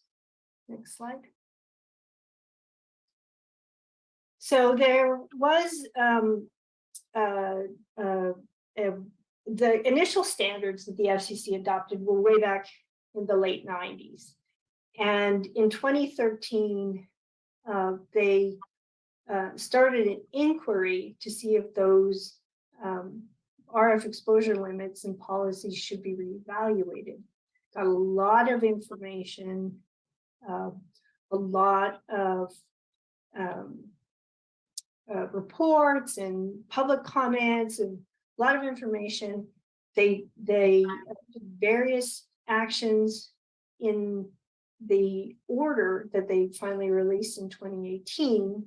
And what they did was they ended up terminating their notice of inquiry into possibly amending the existing RF exposure limit. So if you go to the next slide, this is a 2019 order. The FCC started an inquiry in 2013, terminated it without making any changes. They were sued by Environmental Health Trust and some other groups, arguing that the FCC should not have terminated that notice of inquiry. And the majority of the court in the DCD Circuit Court agreed with the challengers and said, yeah, the FCC's decision to end the inquiry was arbitrary and capricious. Now, what did they mean by that? And this is where sometimes there's some confusion over what was the impact of this decision. So just want to take a little time to explain. The court did not overturn the existing FCC guidelines or comment on their merits. They did not order the FCC to change the guidelines, but they said that the FCC must provide a reasoned explanation for deciding no changes were warranted. So they basically sent the matter back to the FCC, said your inquiry cannot be terminated in the way you did it. You have to provide a reasoned explanation for terminating the inquiry. So the upshot is the existing FCC guidelines remain in effect, and the inquiry is still open, but it's back on the FCC's lap to take action, and they haven't taken further action. Next slide, please. And so just to be clear, this is what the US Court of Appeals majority stated. They said, to be clear, we take no position on the scientific debate regarding the health and environmental effects of RF radiation. We merely conclude that the Commission's cursory analysis of material record evidence was insufficient as a matter of law. And the dissent would have said, the dissent basically took the position that the FCC properly terminated the inquiry. And so they reference what the dissent said. So they say, as the dissenting opinion indicates, there may be good reasons why the various studies in the record, only some of which we have cited here, do not warrant changes to the Commission's guidelines. So they're really not taking a position. Whether the guidelines are good or bad or need to be changed, they said, just as a matter of law, looking at what was the evidence and what did the FCC say about it, they didn't explain their reasons adequately for an administrative review, to pass muster in an administrative review. So federal agencies have to explain their actions, and they didn't adequately explain their action in terminating that inquiry. So that is one issue I just wanted to make sure everyone understood sort of the state of the law on that. If you could go to the next slide. Another issue that sometimes comes up is, well, what if there are, how do the FCC standards and FCC requirements kind of fit with ADA and FHA sort of requirements? We have one recent case decided in the Northern District of California, where a plaintiff claimed that they had a sensitivity to RF emissions, and there was a cell tower above their housing complex. And they requested that the city order an accommodation to accommodate this sensitivity under the ADA and order an accommodation under the ADA and FHA by either turning the tower off, requiring the company relocate. And this ended up in court. And the court held that the the city couldn't be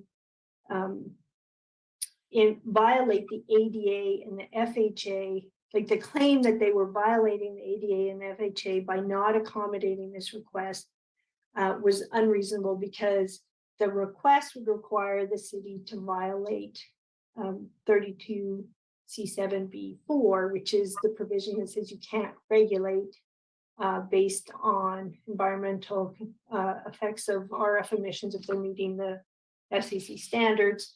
And this site was meeting the standards. So the court applied the same reasoning for the FHA claim.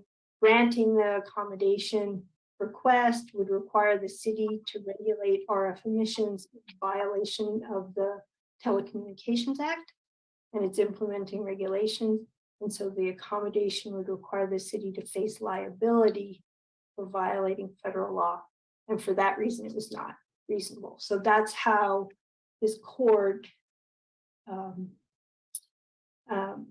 managed the two different claims, having an ADA and an FHA claim that is asking the city to do something that would violate its obligation not to regulate based on RF emissions under the Telecom Act. So I just thought that might be an interesting case for you because it's the kind of issue that comes up from time to time in various cities. So next slide, please. I'm at the last part, the last thing that I'm going to drill down a little bit just to help you understand. So I talked about as the cities are required to act on applications within a reasonable period of time. And the FCC has spent a lot of time over the last decade or so coming up with various shot clocks or timelines for action on different types of applications. So here's the full sort of explanation or categorization. There, if you have an eligible facilities request, that's the one that you would be required to approve if it qualifies. So it's a modification to an existing wireless facility. You have 60 days to act on the application, and there's a deemed granted remedy in federal law. For small wireless facilities, the FCC adopted 2 new shot clocks in 2018. One is for placement on an existing structure, they call co-location, 60 days. And the other is for a new or replacement structure. So they're putting up a new pole with a new small wireless facility. You have 90 days, and both of those have a deemed granted remedy in state law. For other types of co-location, so it's not a small wireless facility, but it's a co-location that is a placement of a wireless facility on an existing structure. Doesn't have to have any wireless at all already, so it could be a building rooftop. A co-location on an existing structure that doesn't qualify as a small wireless facility, 90 days, and a deemed granted remedy in California law. Catch-all, everything else that is a wireless application, so big macro towers, things like that, 150 days, and deemed granted remedy under California law. And then I mentioned that one state generator law that's still around for another year that requires approval of qualifying emergency standby generators for macro cell tower sites only, and that's 60 days and a deemed granted remedy in California law. So that's the overview of the shot clocks. Next slide, please. Now there is what I call the shot clock within the shot clock. And that is for each application, there are 2 ways you can actually stop the shot clock. One is you can just agree with the applicant, we need more time, or we should stop running the shot clock. But the second way, and the one that most cities exercise often because applications don't always come in complete, is that you have a certain number of days when the application comes in to send out a notice of incompleteness. If you review the application, you see it's incomplete, you send out the notice of incompleteness within the NOI deadline, then that will stop the running of the clock. So in most instances, you have 30 days as a local government to review the application, determine if it's complete or not, and send out your notice of incompleteness. And say you do it on day 15, that will stop the clock running on day 15, and it stays stopped until the applicant resubmits. But they don't have any shot clock to resubmit. So sometimes it'll be months before they'll get a resubmittal. Can you clarify, let's say it's 15 days to write the incomplete letter. I believe we only have 45 days left to process the application under the 60 days. That's right. That's what I was just going to get to. So in most instances, you have 30 days, but those 30 days are eating into the shot clock, right? So if you go 15 days in, you've used up 15 days of your 60 or 90 or 150 day shot clock. And when you get a resubmittal, then you only have 10 days. And again, it's eating up the clock to get out another notice of incompleteness if it's still not complete. So as you can imagine, and as Kim can attest, if there's a lot of back and forth because an applicant is not submitting a complete application and is missing materials, you can end up eating up this time for review just with going back and forth on an incomplete application, even with this ability to stop the shot clock. Now, there's one difference if the application is for a small cell. If it's for a small cell, small wireless facility, then the initial submission, the city has only 10 days to respond with a notice of incompleteness. But whenever but that initial submission actually resets the shot clock. So when the applicant comes for a small cell for their first resubmittal, you start at day one again. You don't lose any time. So you can take your full 10 days, not worry that it's eating into your 60 or 90 day shot clock.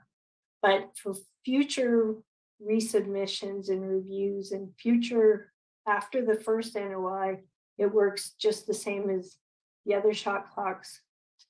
You only have 10 days and it's eating into the timeline for action. So these rules are overly complicated and really geared towards keeping the city reviewing. Otherwise, the clock is ticking. And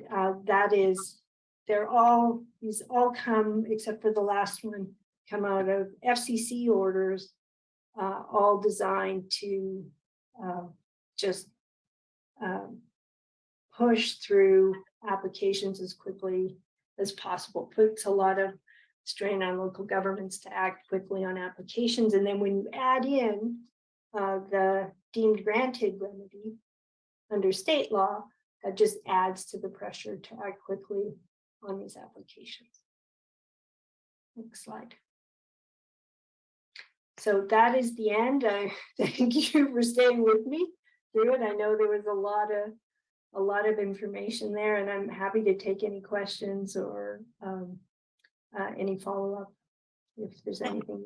Maybe before we do that, I just want to add a couple comments just on the perspectives of the Community Development and Planning Office and some of the things we hear from the public and just some common questions that come up.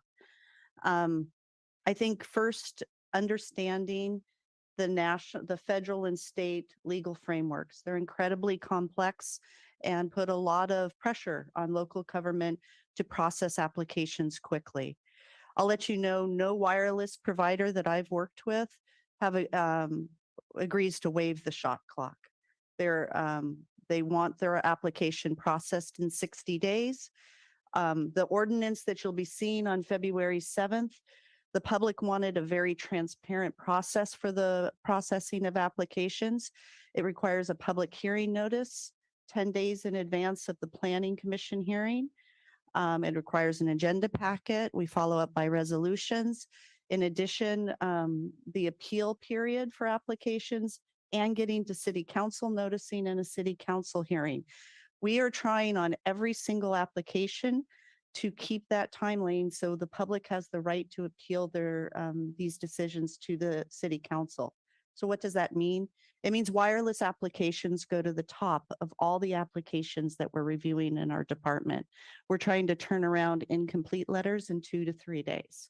So we're trying to stop that shot clock as fast as we can if the application's incomplete. So I just really want you to, first of all, be aware of the shot clock and the public hearings that we are trying to preserve in the ordinance that you'll see on February 7th. I think it's also very important to understand there's a national objective for deployment, which basically limits our powers with the federal and state rules to aesthetics. So the city has the ability to set aesthetic regulations, and some cities have chosen wild designs. They want all their wireless facilities to look like this lamppost, and you can do that. You'll see the ordinance that comes before you. The wireless subcommittee and the planning commission didn't choose that approach. They chose a priority approach, but we'll present that at the next meeting. Probably most concerning to the public is RF emissions. People are scared, especially as they're getting closer and closer to residential structures. And what's important to understand is the way that the federal regulations are set up. The emissions regulations are set up at the federal level. The applicant submits an RF report. As part of our incomplete review, we're working with the applicant. We're getting a peer review by an outside consultant of those RF emissions. So we have 2 RF reports on every application that goes to the Planning Commission. Those are just some of the things I wanted to share with you. And then the last issue, and it's, for me, it has been the hardest issue to understand, is this concept of effective prohibition. You're going to see that concept in our ordinance. You're going to hear the public talk about it. I think Gail did an excellent job of giving you an overview, but we can't effectively prohibit service. And so that's a very interesting topic as you start to review applications. So I just wanted to give you a brief overview of like what we're feeling at the planning office. We'll present the ordinance to you on February 7th, but this is your opportunity to ask legal questions, and the public may very well have questions as well. All right. Thank you, Gail, and thank you, Kim, for the presentation. One question, if I could ask right away. One of the tough points that I see as a challenge for us as we move through this process is staff's recommendation that we not consider the 100 feet desire away from schools and residential units. And so I'm just wondering if, I'm not sure, Gail, if you feel comfortable in being able to respond to that, or if Kim, that might be a better question for you. I think Kim can give you her perspective based on her review of the mapping, what that impact would be. So at the Planning Commission level, there were multiple setbacks that were considered from all residents in schools.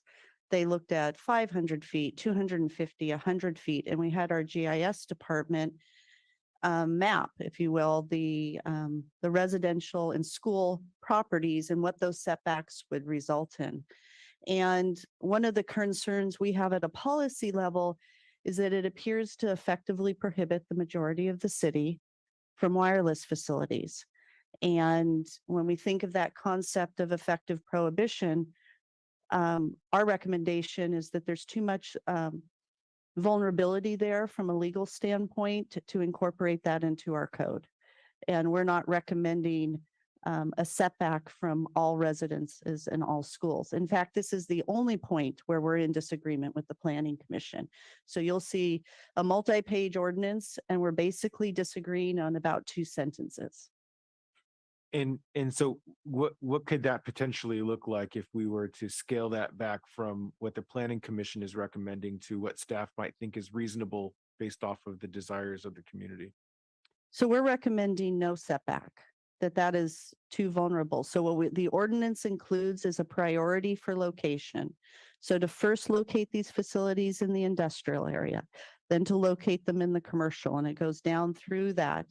And then it says that if you're going to locate in a residential area, you have to show an effective prohibition. So it doesn't say that you can't locate them in a residential neighborhood, but it says that it's that if you're going to locate there, you have to show an effective prohibition of service. And so we know that's not just a gap analysis like in the old days. It can be a series of different tests that the provider can present to the planning commission on what is an effective prohibition. And we put some ideas in the ordinance. In fact, we incorporated more of the public's ideas during the process of what's an effective prohibition of what they would like to see. I know there's a question, well, everyone can get the telephone call, so we're not experiencing an effective prohibition in our residential neighborhoods. But that doesn't get down to the speed of the data, the amount of the data. There's a lot of different other things that the wireless providers are going to be looking at on what's an effective prohibition. So you'll see there's a section that allows the wireless companies to present to the planning commission what the effective prohibition is. Okay, and then And sorry, I was just gonna add one point, but I can wait until you want to just. no, go ahead, Gail. I was just gonna say, and then the other issue with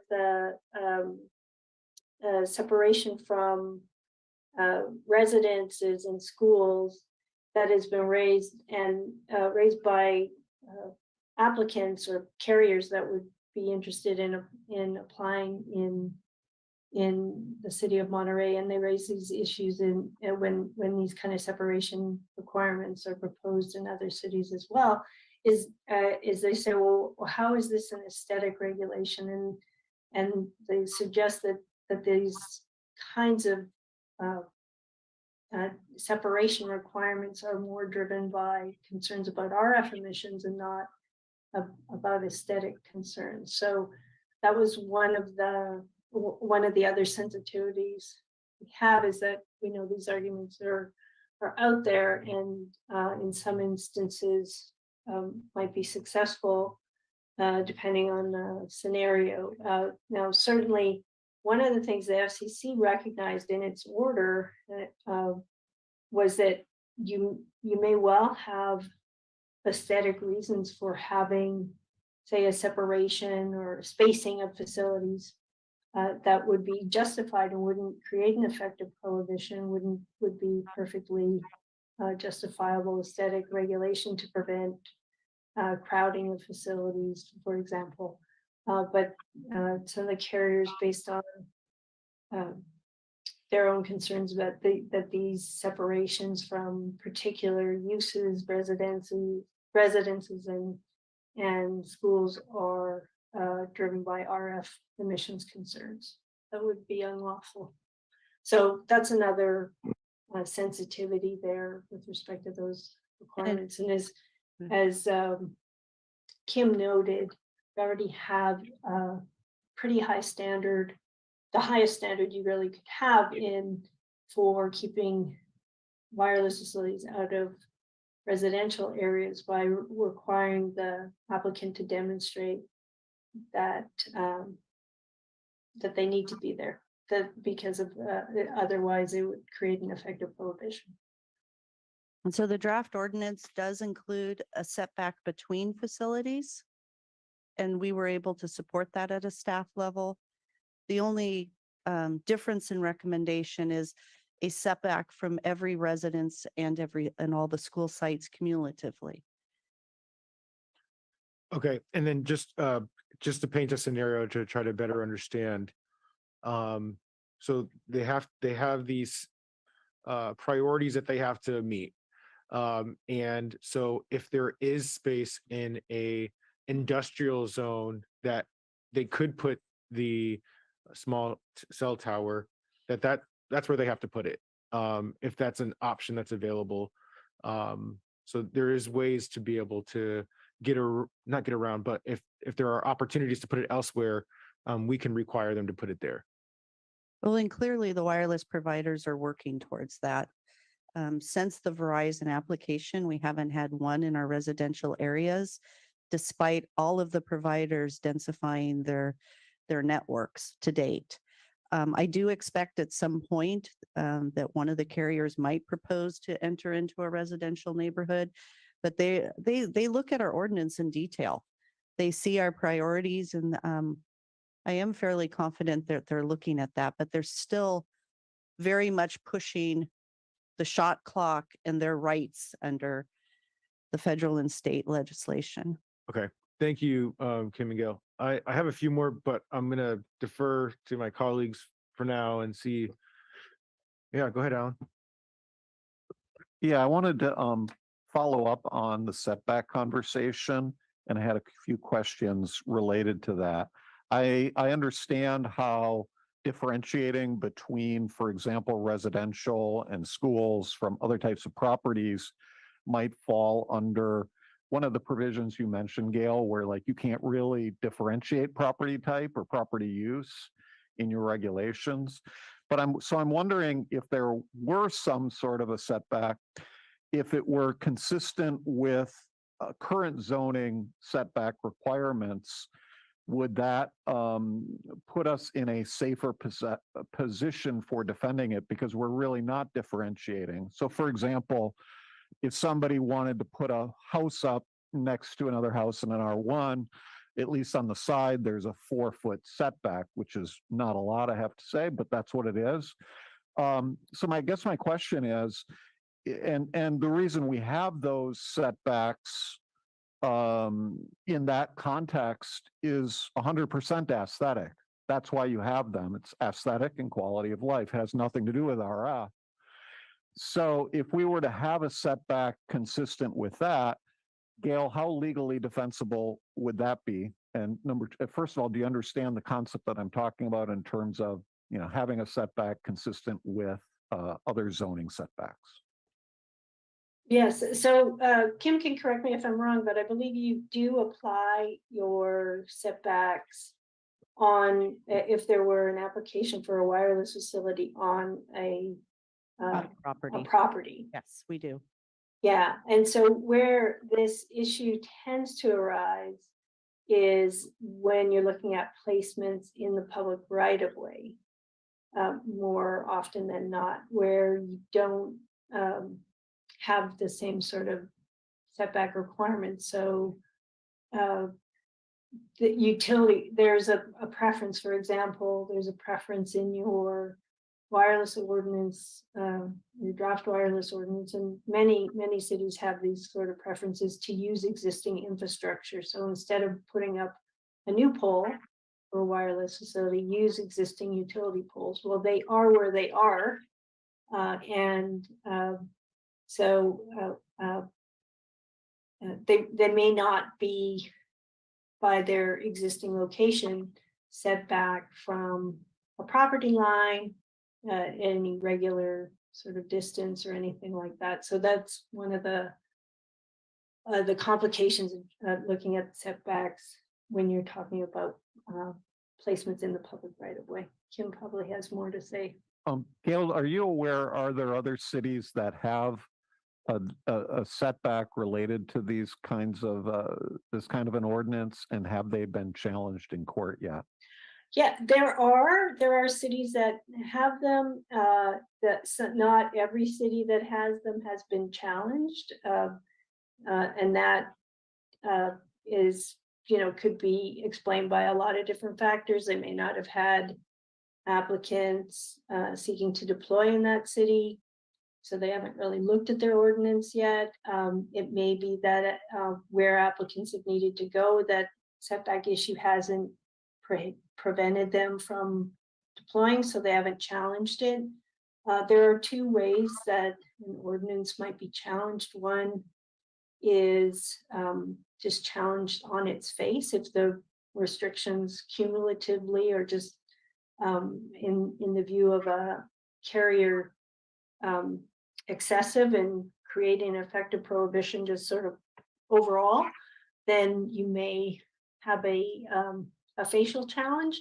And the second, much more common way is where it's challenged in a particular application, where an application was denied based on applying a standard. So there are cities that adopt different kinds of requirements like this sometimes. But it's not just that requirement, it's sort of looking at the cumulative impact.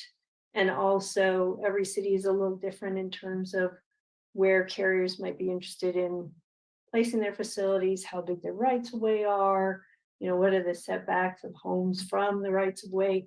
So there can be a lot of variability in the result of applying even the same kind of restriction in different cities in different scenarios.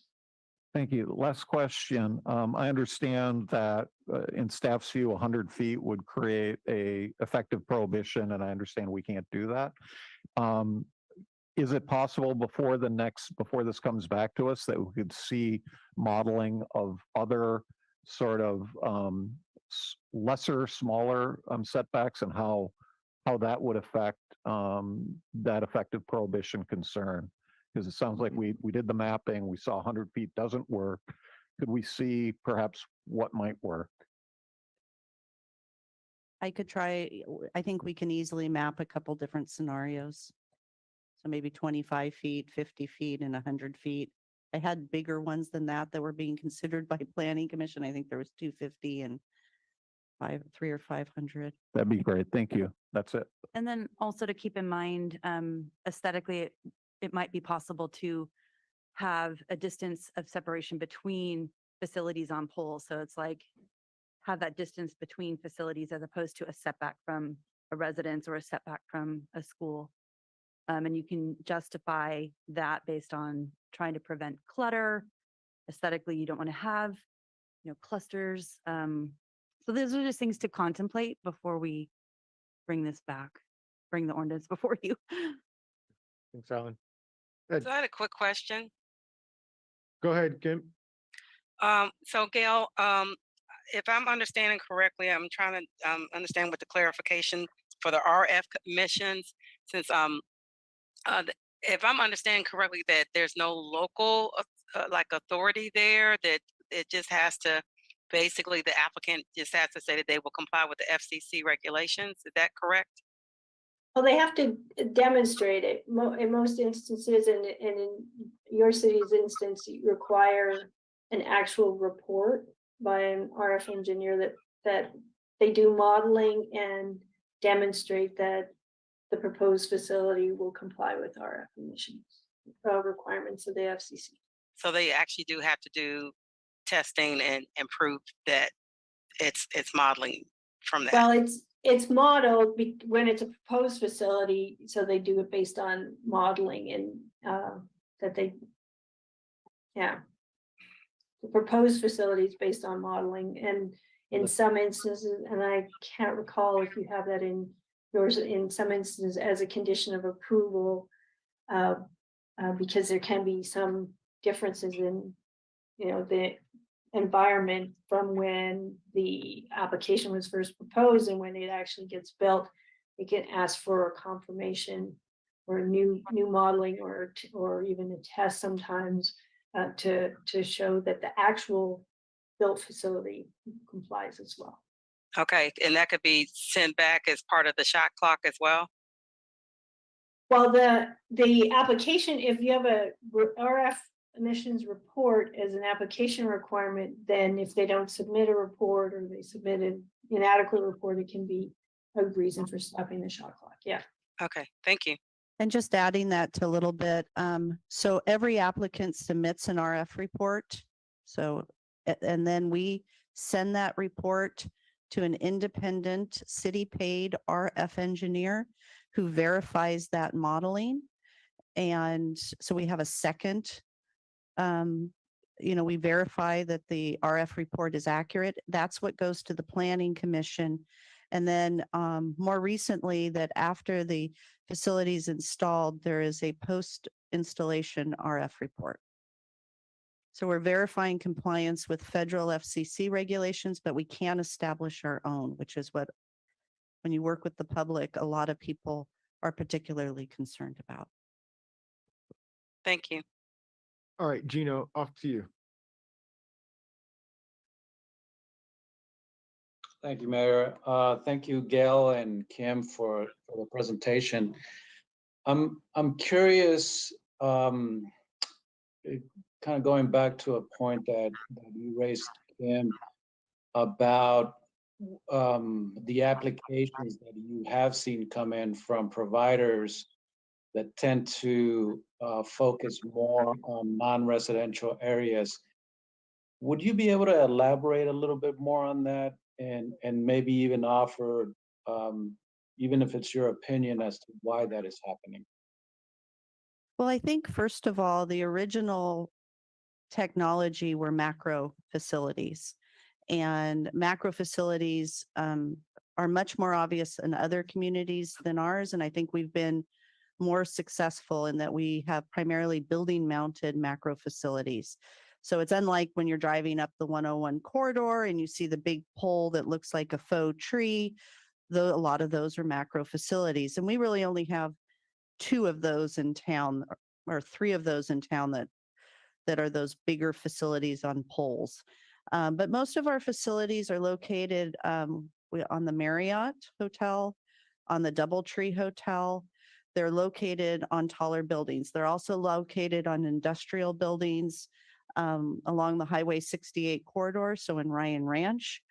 Some of the macro facilities you might see is in front of the Hyatt, the flag poles that are bigger than normal. Those 4 or 5 flag poles are all telecommunication facilities. Del Monte Center's flagpole is a telecommunication facility.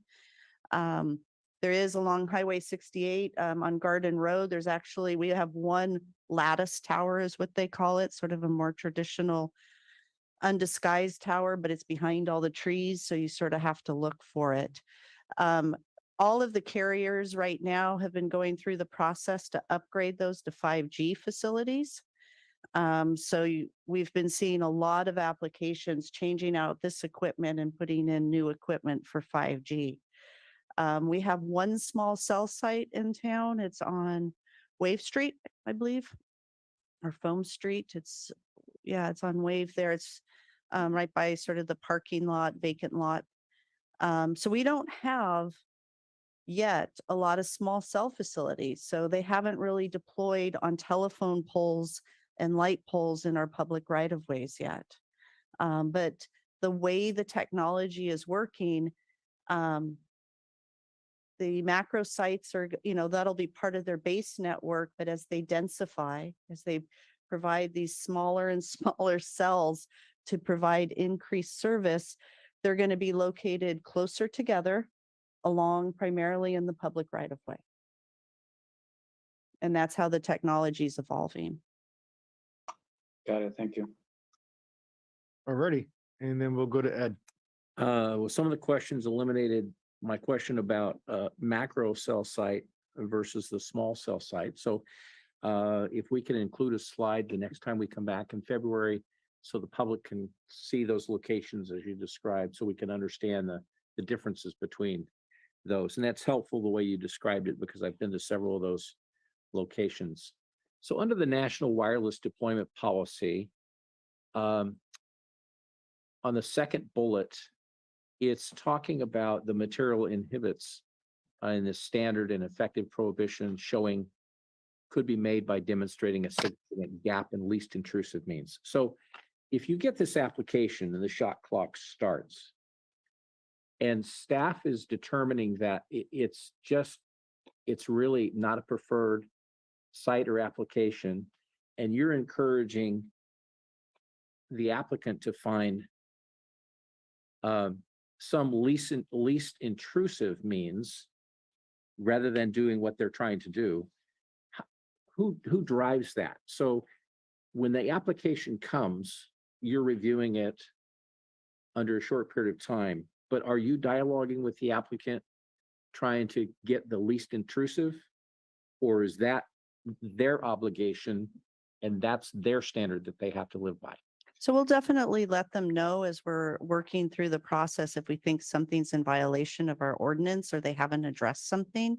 We're going back and forth in that dialogue, but ultimately they will submit the application that, you know, they're in the driver's seat of what they ultimately submit and then proving to the planning commission whether or not they meet the standard.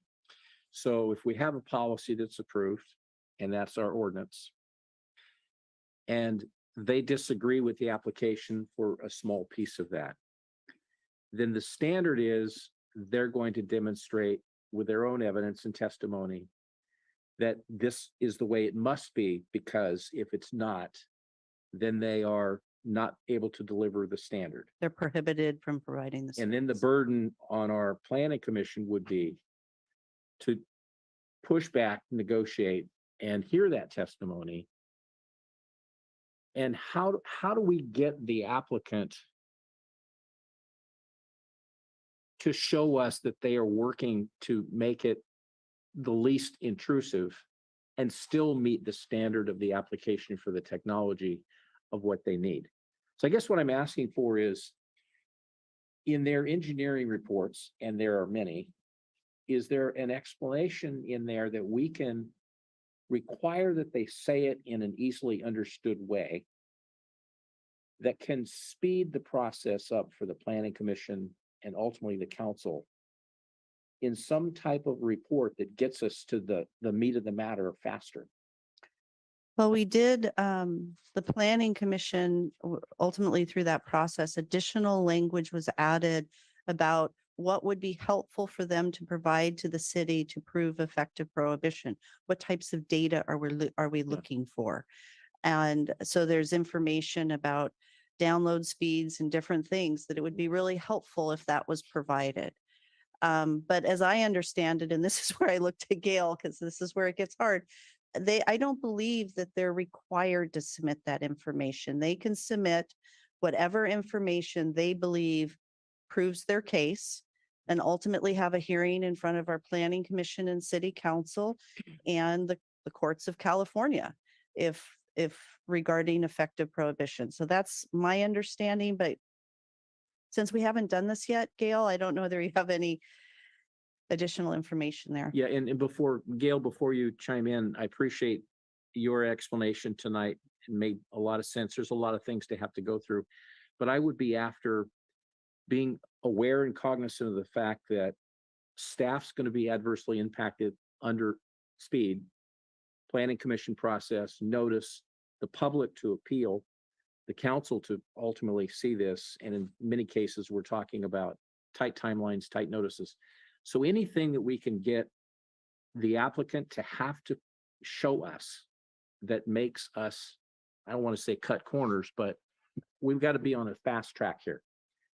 And we can't start out with a policy saying we want to do everything to make sure the application can be denied. That's not what I'm after, but I'm after front loading to provide staff with as much as they can get to make it where we're not have to work nights and weekends to make this work. If that makes sense, Gail. Can you? Sure, and this is like, it's a complicated issue for several reasons. And one, as I pointed out, that now basically we have two different effective prohibition standards.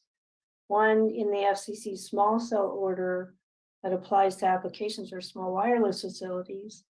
And then we have the Ninth Circuit's original significant gap least intrusive means test that we would argue continues to apply to other types of applications that aren't small wireless facility applications. And sometimes we have pushback from the carriers on that, and eventually whoever is right will be sorted out through the courts. But for now, I think that what we've seen, or at least what I've seen in other cities where applicants are submitting applications and claiming that they can't meet a certain part of your code because it would create an effective prohibition, or in the case of your proposed code, where they have to show an effective prohibition to go in a residential area, the carriers typically will try to provide the information that they think is adequate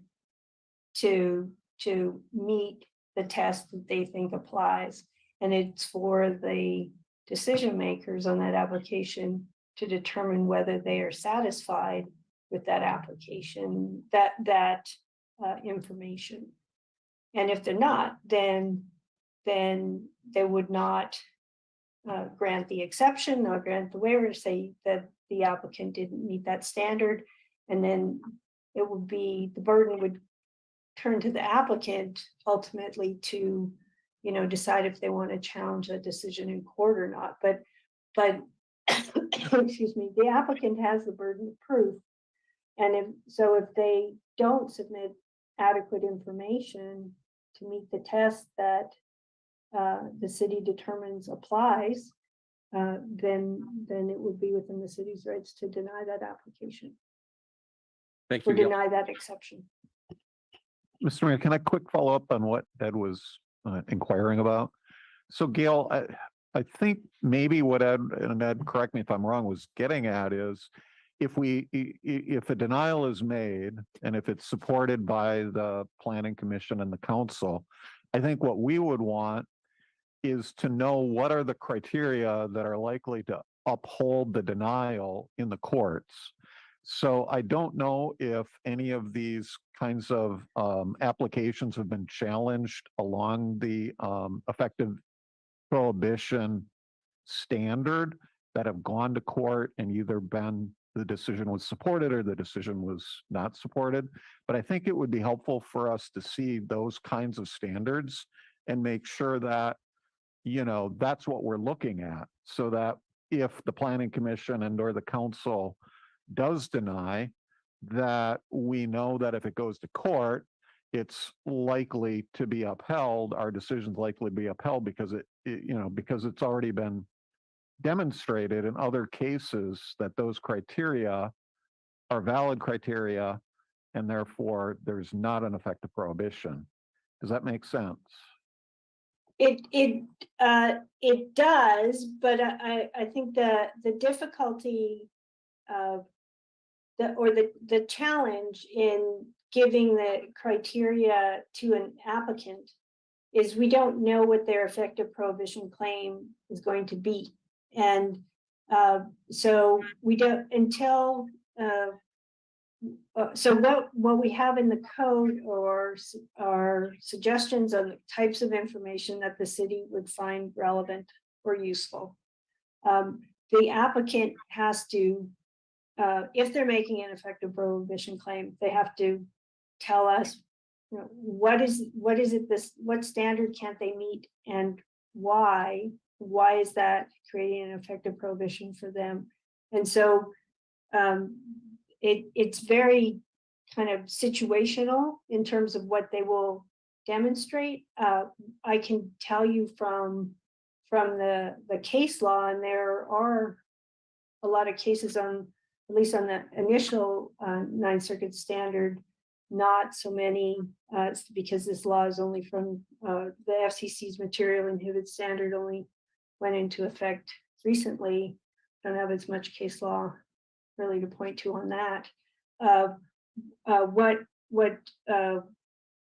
we would I think in the course of an application be advising the decision makers on the adequacy of the evidence. And I'll tell you, in other cities, sometimes what they do when they're, say, just like Kim already mentioned, that you have an RF engineer that will review the RF emissions report. Some cities also ask a technical RF engineer or other technical advisor to advise them if they get an effective prohibition claim on the technical aspects of the claim. Thank you. Okay, and I just have one follow-up question. It was the slide where you were discussing fees, and I'm just wondering, is there CPI attached to those limits, or is there some expectation that at some point it will catch up and we'll figure out how to increase those limits over time? That's a great question. And so so cities that own their streetlight poles, for example, typically, and I've worked with many cities on this, will negotiate with the carriers who want to use their poles a license, master license agreement for use of their streetlight poles. And in the ones that I've worked on, we always include some sort of an escalator on that 270 rental amount, whether it's CPI or it's agreed 3% or 4% or whatever it is. We always include an escalator. With respect to your permit fees, because they're cost-based, and you already have that requirement in state law that your fees be cost-based, you have a master fee schedule, you have application fees that you might already apply to wireless that you continue to use, that you've done cost studies in the past to justify those and escalated them over time using CPI since your last study, that sort of thing. So typically on the application side, unless there's just not a relevant fee that you've already adopted based on prior cost studies, that if you don't have that, then that's the situation where sometimes I see cities use those safe harbor fee amounts.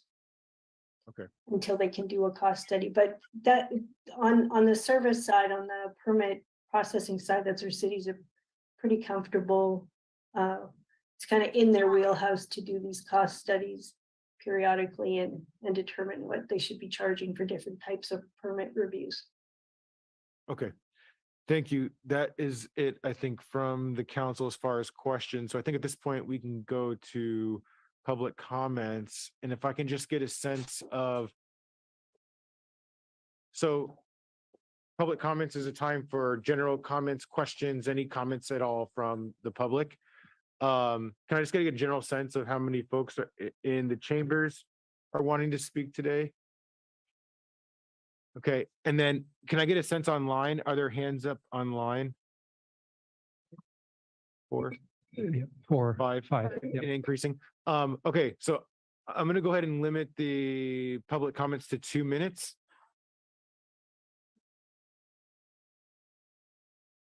So I'm going to do 2 minutes. This isn't to prevent the public from providing their feedback, but hopefully the comments can be concise enough so that we can get through this. We'll have this come back to us at the next council meeting where we can actually look at the ordinance. So tonight we're just getting a presentation, and if we can just get a general sense of how the public feels. So let's go ahead and put 2 minutes on the clock and let's go ahead and get started. Hi, Jean Rash, President of Monterey Vista Neighborhood Association. The public is interested in having the aesthetics defined. That's what 100-foot setback, 250-foot distribution to between the towers. What I'm hearing from Gail, whether I'm hearing it correctly or not, okay, that under the FCC 5G small cell order, that we can argue aesthetics that are reasonable and that are published in advance. And I'm wondering if we can't bring that together with the public's demand and interest in defining standards and the small cell order, which Gail said was upheld by the Ninth Circuit, to really lock in definitions of aesthetics that could be held as reasonable, published in advance so that the vendors would have it and so that we could defend ourselves. I remind you that you do have the general authority to make decisions about placement, construction, modification of personal wireless facilities, and I hope we don't give that up. I think there's a place to define these aesthetics, and that has been upheld by the Ninth Circuit Court. You're going to hear lots of arguments tonight. They're all that we don't want to put our babies in bed exposed 24/7 to radiation.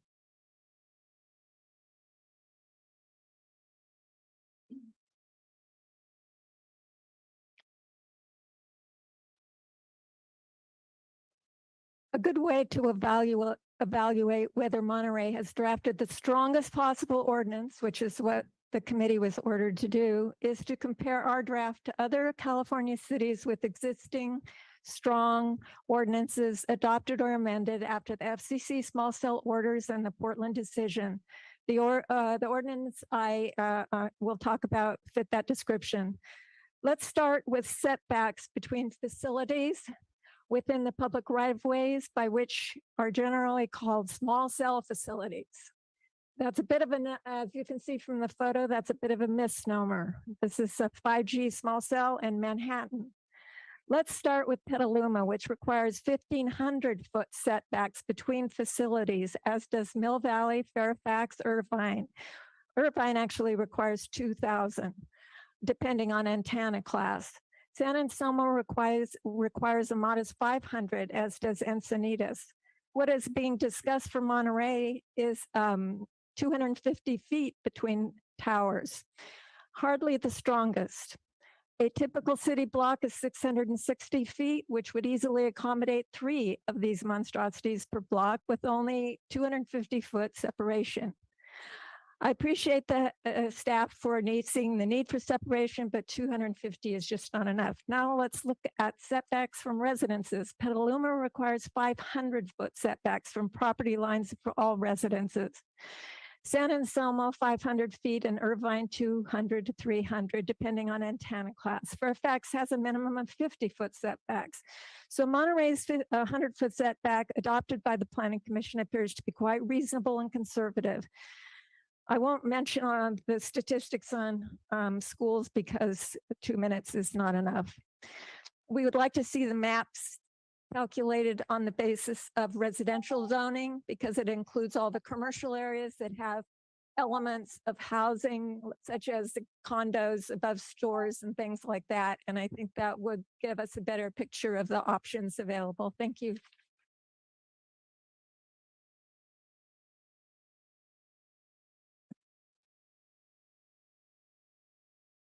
Pat Benzo, Monterey Vista. 3 minutes. Cannot say what the 4-year ordeal has been to get us to this point. So a couple of bullets. First, the city council chamber was packed when ExtraNet tried to put in the 13 cell towers into our neighborhood. Second, thanks to the Planning Commission's unanimous decision denial, they did not happen. Third, the city council directed the staff and Planning Commission to develop the strongest wireless ordinance legally possible. This process was started by creating a wireless ordinance subcommittee, which worked for hundreds of hours to draft the document. Fourth, after 4 years, the ordinance will be coming before you. Our research of other city wireless ordinances shows that it could be and should be even stronger. We have found through our research of cities like San Anselmo, Encinitas, Santa Barbara, Fairfax, Walnut, all have approved ordinances that include setbacks 100 feet or greater from residents. I want to thank Mr. Millage of the Planning Commission, who added the setback and explained so well why that should be included. Any provisions that limit a telecom company in any way carries a risk of possible legal appeal. That is a given and should not influence staff recommendations or your final decision. In reading these cities' wireless ordinances, there's other factors. Rather than a 250 between facilities, other cities have 500 to 1,500 between. Aesthetics is still within the city's purview and should be utilized. Many other cities require what's called a fall zone, 110% of the height of the pole from an occupied structure. After all the downed trees we've seen the last couple of weeks, this setback seems like a safety measure that should be required. We hope you do the right thing and remember what was dictated, the strongest wireless ordinance legally possible.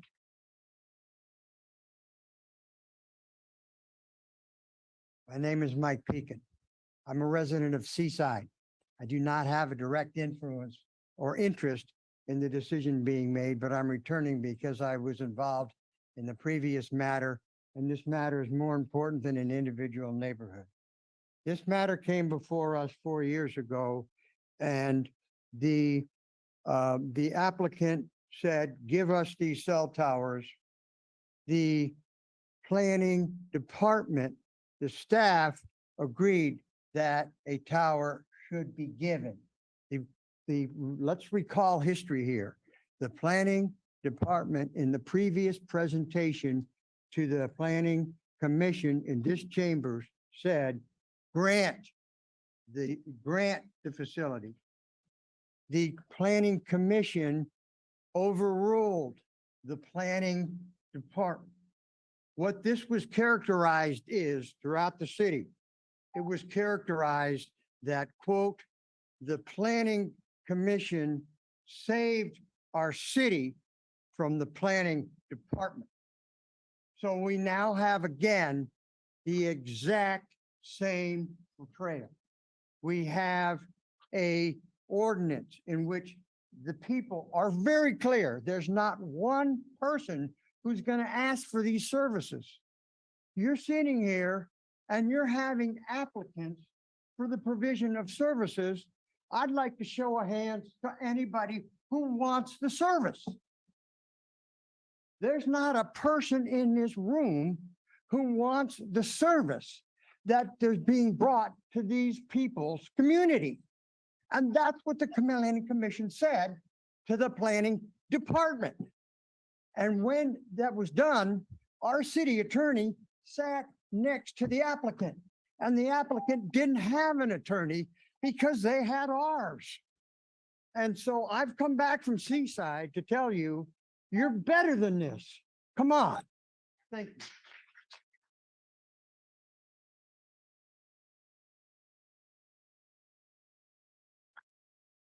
Good evening. My name is Steve Pondick, and I'm here tonight to echo the comments made by others from my neighborhood. The Monterey Planning Commission has supported a 100-foot setback from residences for all wireless cell towers. However, many cities within California ordinances that maintain 500 to 1,500 feet setbacks from residences and schools. Why should our city adapt such a weak ordinance and cave to the telecom industry demands? There should be no cell towers allowed in residential areas of Monterey. I urge the city to adopt only the strongest possible wireless ordinance. Thank you.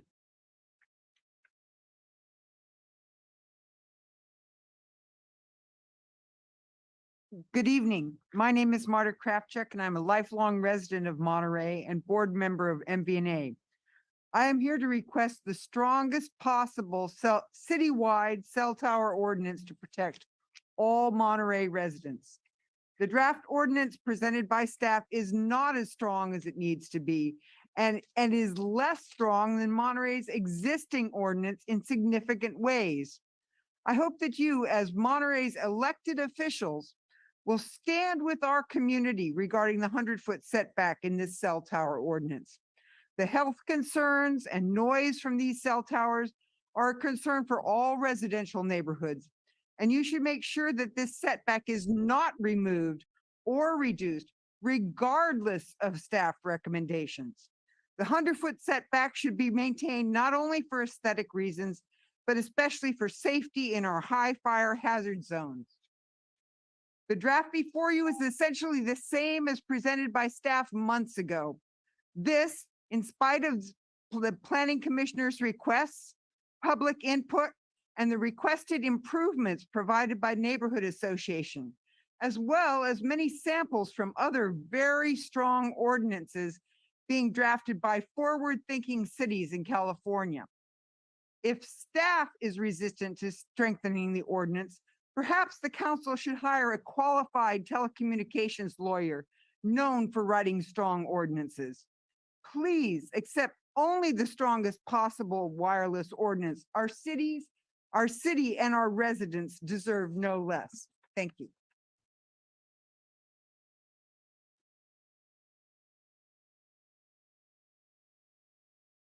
I'm Nancy Soule.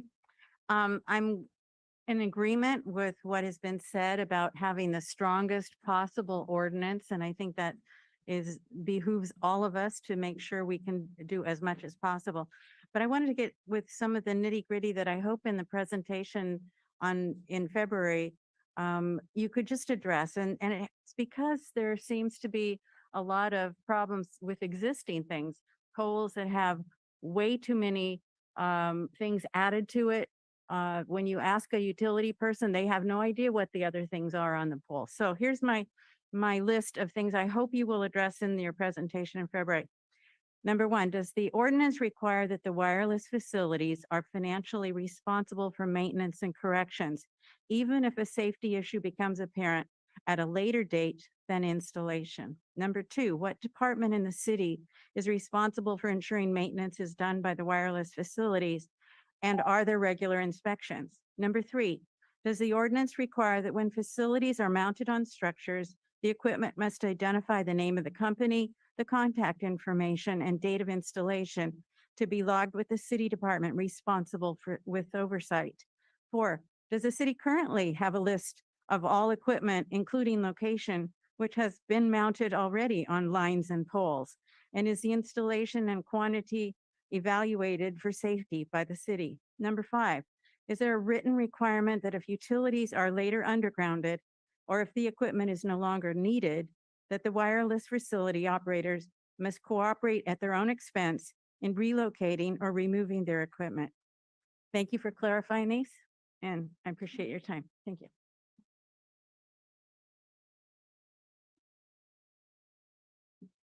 Hello, I'm Elizabeth Murray. I live in a historic house. I'm all about aesthetics and our historic background and health. And one of the reasons I live here is because of our beauty and our history. And it astounds me that a company could come in and give us something we don't want. And now there's like at least 4 different companies. And would they all be able to come in and give us these different facilities?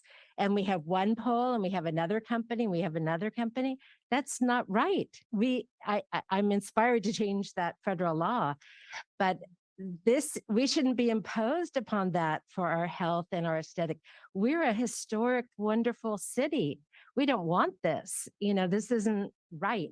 So I really appreciate these different questions that were brought up. I'm also wondering about us going underground. And this is another reason to go underground, not only our storms and that poor aesthetics we have with all these wires that are across. Look at our beautiful paintings we have here.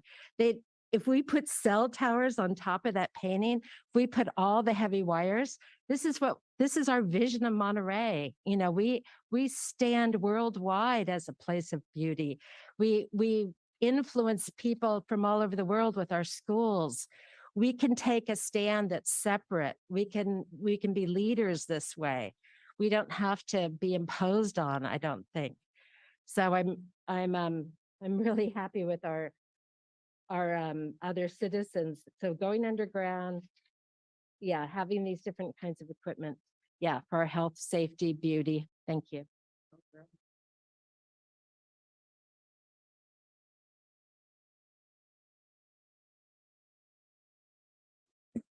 Hello, I'm Jeff Galfin. I live in Monterey Vista. I've been here since 1968.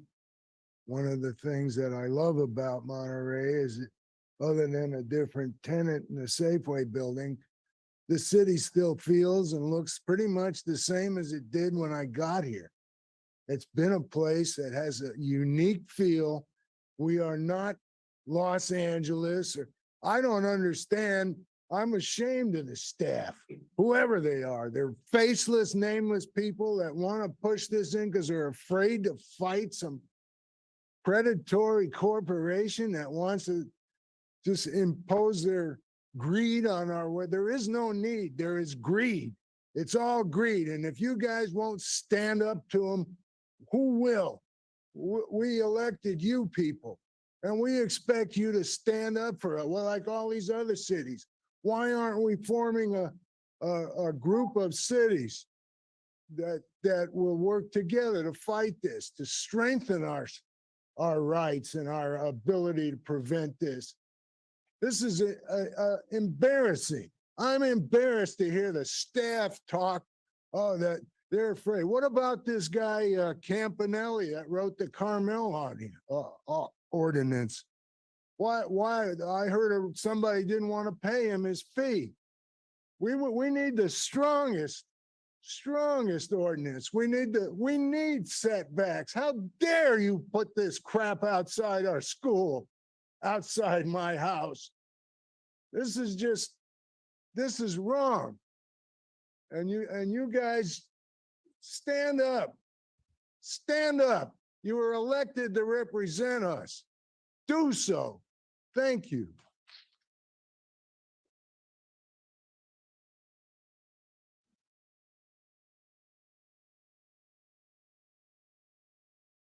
Mayor and Council, Bruce Anetta. I'm sure you all are aware that an grounding of utilities committee formed by two neighborhoods, Monterey Vista and Old Town, has been gradually moving forward, having seen an investment of work by that committee over the past several years. We just had a soft opening of an extensive survey that you'll soon see. But we have a deep worry, and that is what we're talking about tonight. Neighborhood cell towers can scuttle all that work and all that progress that we have made, and really mess up the goal. Aesthetics is a leading reason for undergrounding our utilities.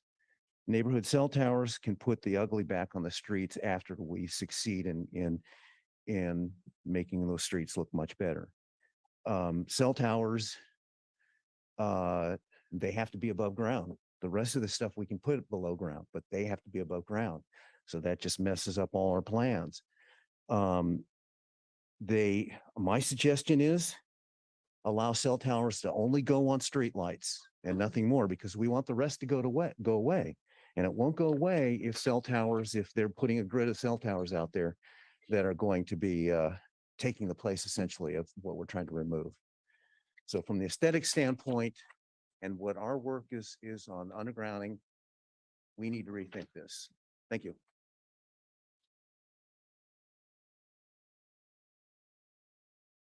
Good evening. My name is Tony Flores.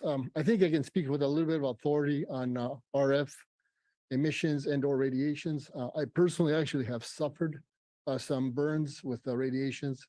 I can personally tell you by experience, after spending my entire life in the telecom sector, that there is no attorney, there is no engineer, RF engineer, no one can guarantee that the perfect world in a emissions world will exist. Having been the producer, designer of hundreds of thousands of equipment, and having received many pieces of equipment back, a simple loose ground, a chassis missing a screw, you'll have emissions that will occur. There is no one that can possibly ever guarantee that there is no danger emissions. I worked in the radio division. I've worked in all facets. I had my own FCC lab. I've had my own anechoic chambers to test for the emissions. And again, all the equipment are coming back.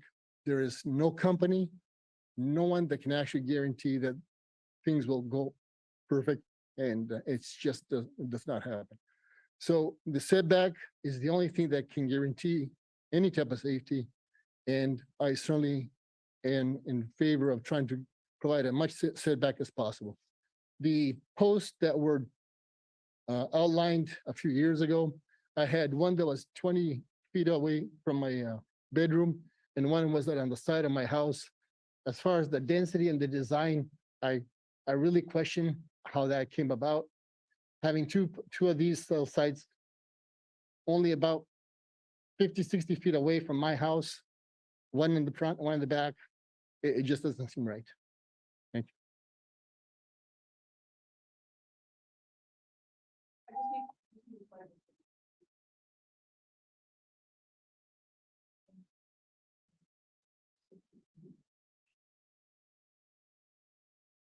Just power. My battery's low, sorry. I just need to.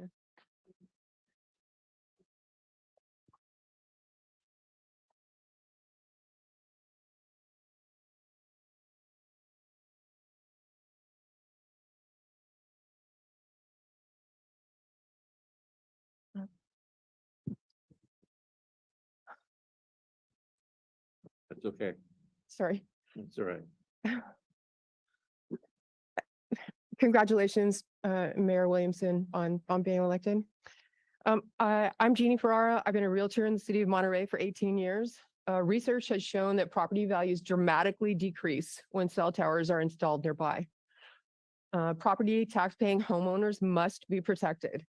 These property taxes create a large portion of the funding for the city of Monterey. The FCC, as Gail told us, has not updated their safety standards since 1996, but EMF radiation has increased in strength exponentially in the past 25 years. If this wireless ordinance written by the city staff is passed, proposed wireless antennas will be irradiating Monterey homeowners and the environment 24 hours a day, 7 days a week for perpetuity with no safety testing. The world's largest insurance companies have responded by excluding any liability coverage for claims directly or indirectly arising out of, resulting from, or contributed to by electromagnetic fields, electromagnetic radiation, electromagnetism, radio waves, or noise, end quote. Lloyd's of London and Swiss reinsurance company have put wireless radiation in the highest risk category next to smoking and asbestos. The city of Carmel hired Andrew Campanelli, who's created wireless ordinances across the country to successfully protect residents from the overreach of telecom corporations that want to eliminate municipal control. Telecoms have no concern for the health and safety of citizens or the environment. They only care about unlimited profit. Andrew Campanelli charged Carmel $8,500 to write an ordinance that protects Carmel residents. The city of Monterey has spent almost $270,000 of taxpayers' money working with the firm of BB&K. That was quite a discrepancy. The 100-foot setback should be mandatory to protect homeowners. And okay. Thank you, and I hope you will write the strongest ordinance that will protect the people, the homeowners, and the taxpayers of Monterey. Thank you.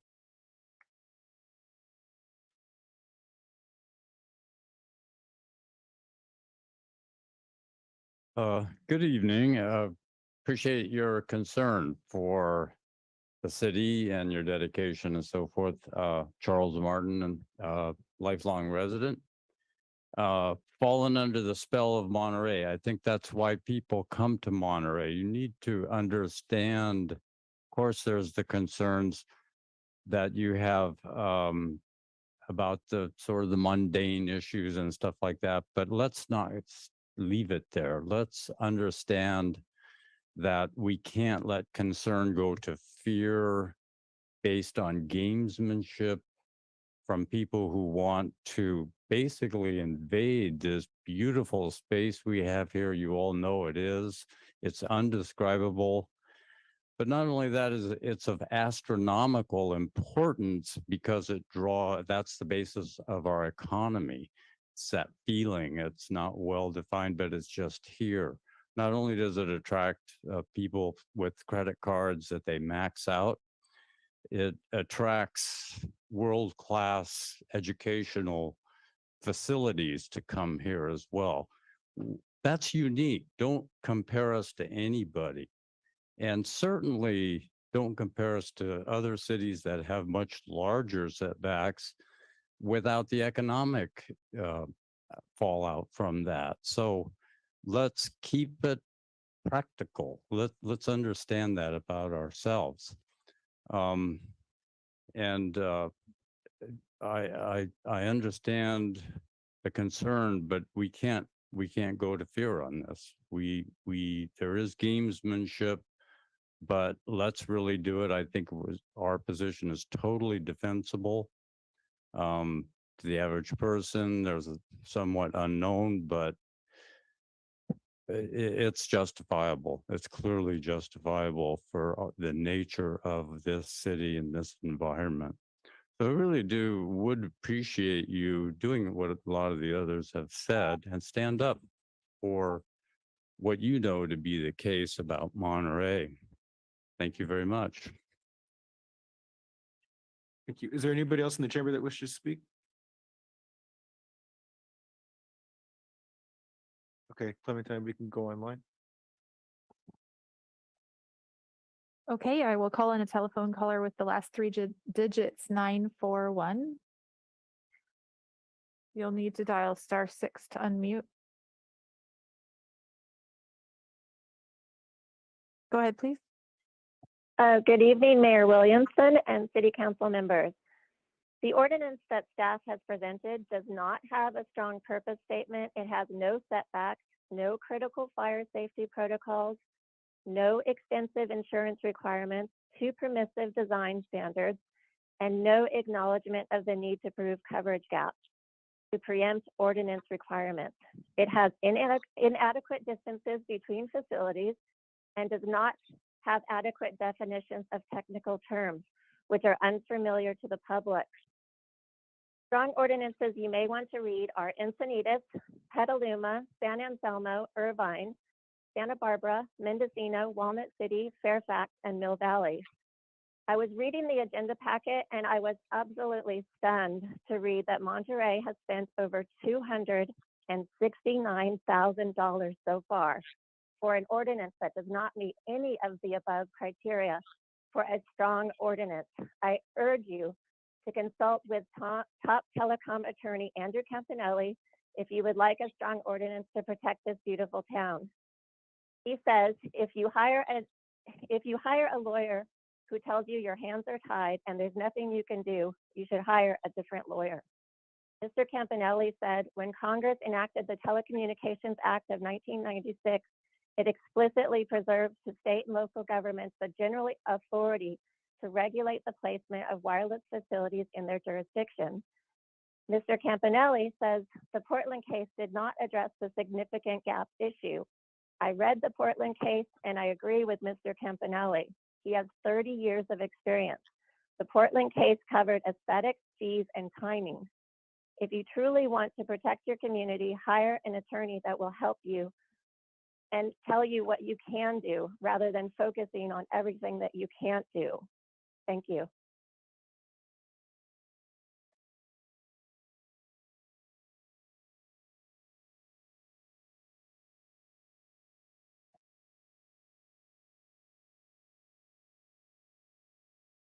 All right, thank you. And our next speaker is Ray Myers.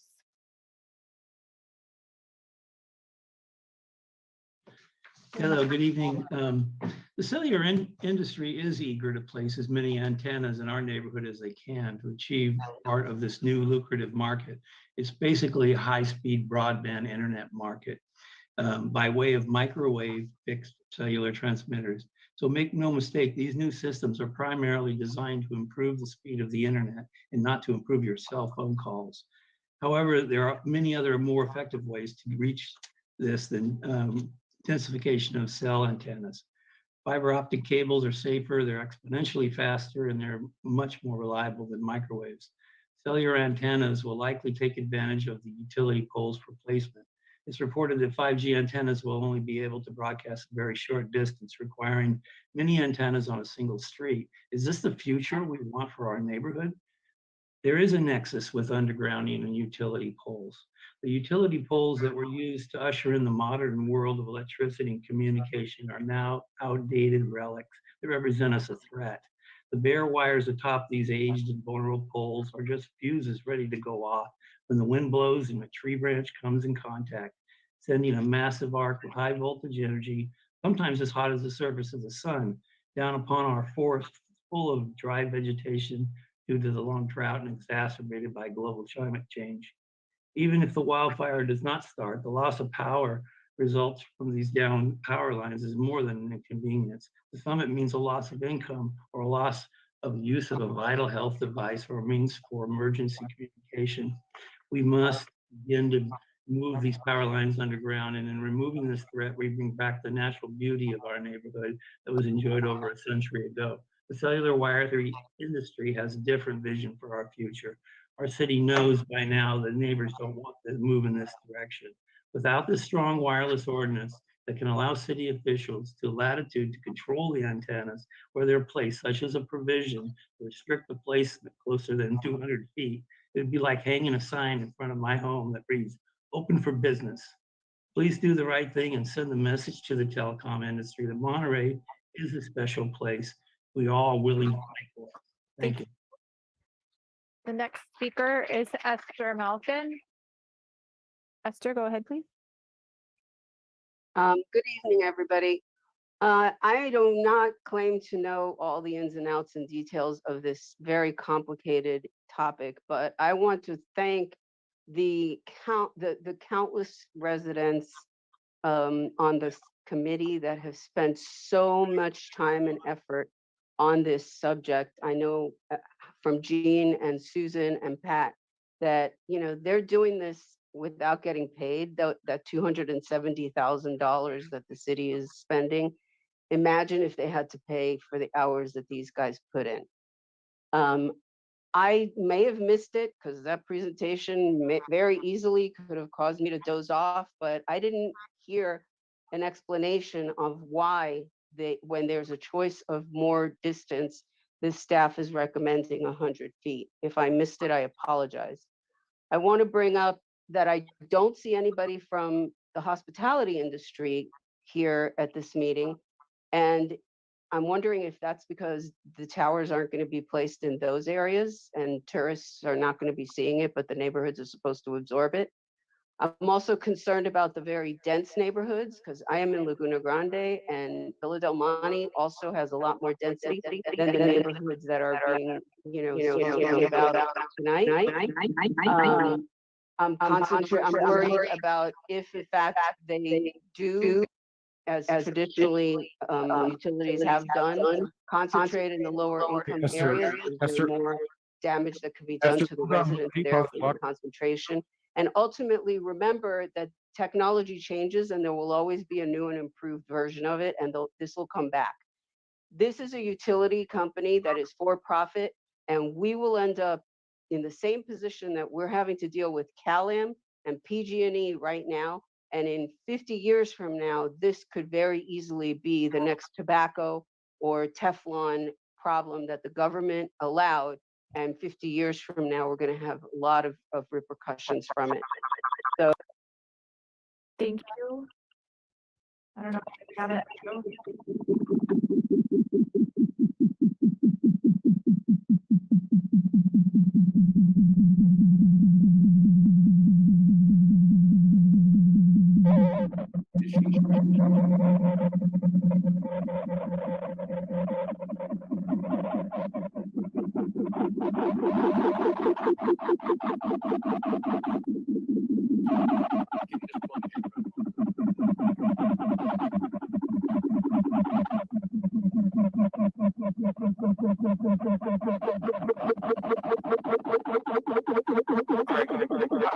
How about we take a 5-minute recess while we try to figure this out and we'll come back and finish public comment.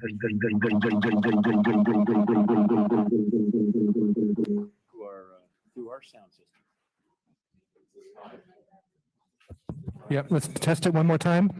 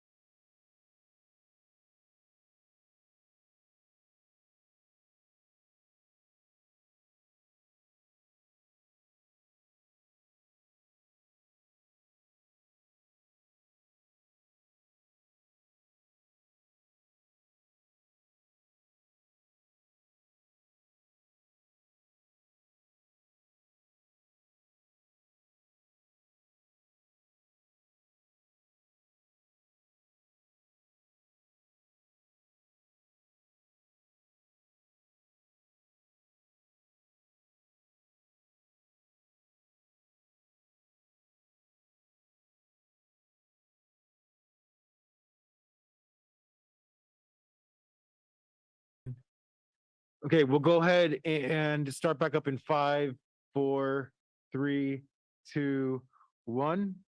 All right, we're going to call the meeting back to order here and finish public comment. We'll pass it to Clementine. Yes, we have a telephone caller. Thank you for your patience with the last three digits 301.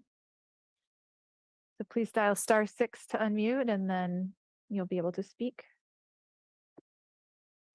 Go ahead, please. Good evening. My name is Kristen Dodderer.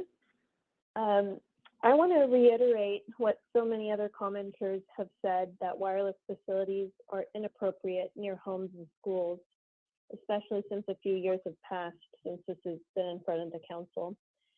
Not only was it standing room only back in 2018,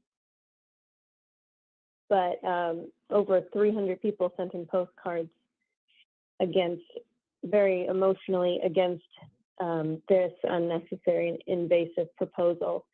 And they showed up for that one cell tower because they knew that even allowing one would mean that you would have to allow many all over the city. And now it's 5 years later, and our local residents' wishes have still not been fulfilled. So this is a critical juncture here to protect what local residents have been saying for years. Essentially, no one wants this equipment imposed on them and installed outside of their homes in the public right of way. And there was going to be a tower just a half a block away from us, and we essentially had decided that we would move out of our longtime family home to raise our kids if it went in. And this is what's going to happen to residents all over the city. They're going to be in a similar position, have to make those decisions. And if the legal protections are not put in place now. The Planning Commission's 100-foot setback from homes in the current wireless ordinance is really the absolute minimum distance to protect people's quality of life, their property's value, and Monterey's uniquely beautiful aesthetics. Many cities require a 500-foot setback or greater, and I would urge you to do the same for Monterey. The city should not allow wireless facilities in residentially zoned districts, or else they will be opening the floodgates and forever changing the charm of Monterey. Thank you very much. Thank you. And we have a telephone caller with the last three digits 151.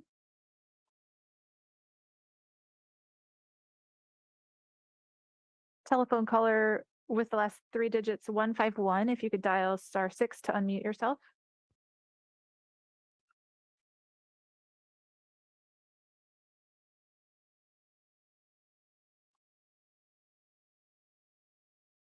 Hello? Oh, go ahead, please. Can you hear me? Yes. Yeah, my name is Tony Tolner, and I'm a long-term resident here in town.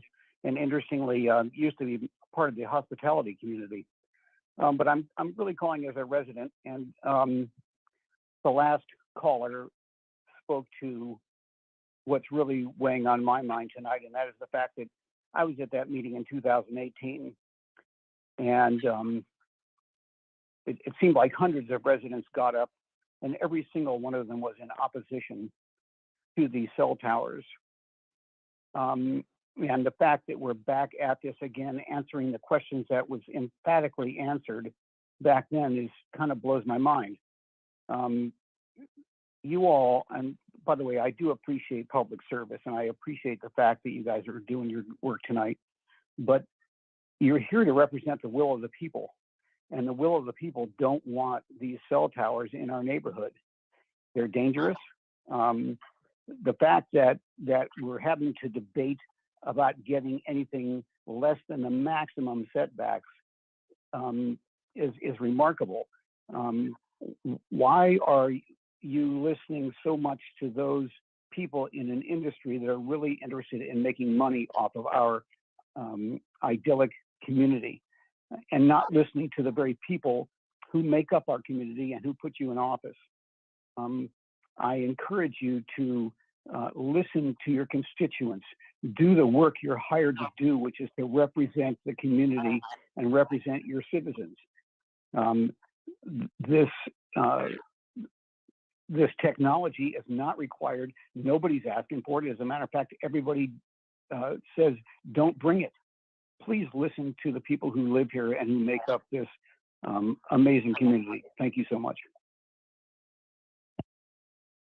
Thank you.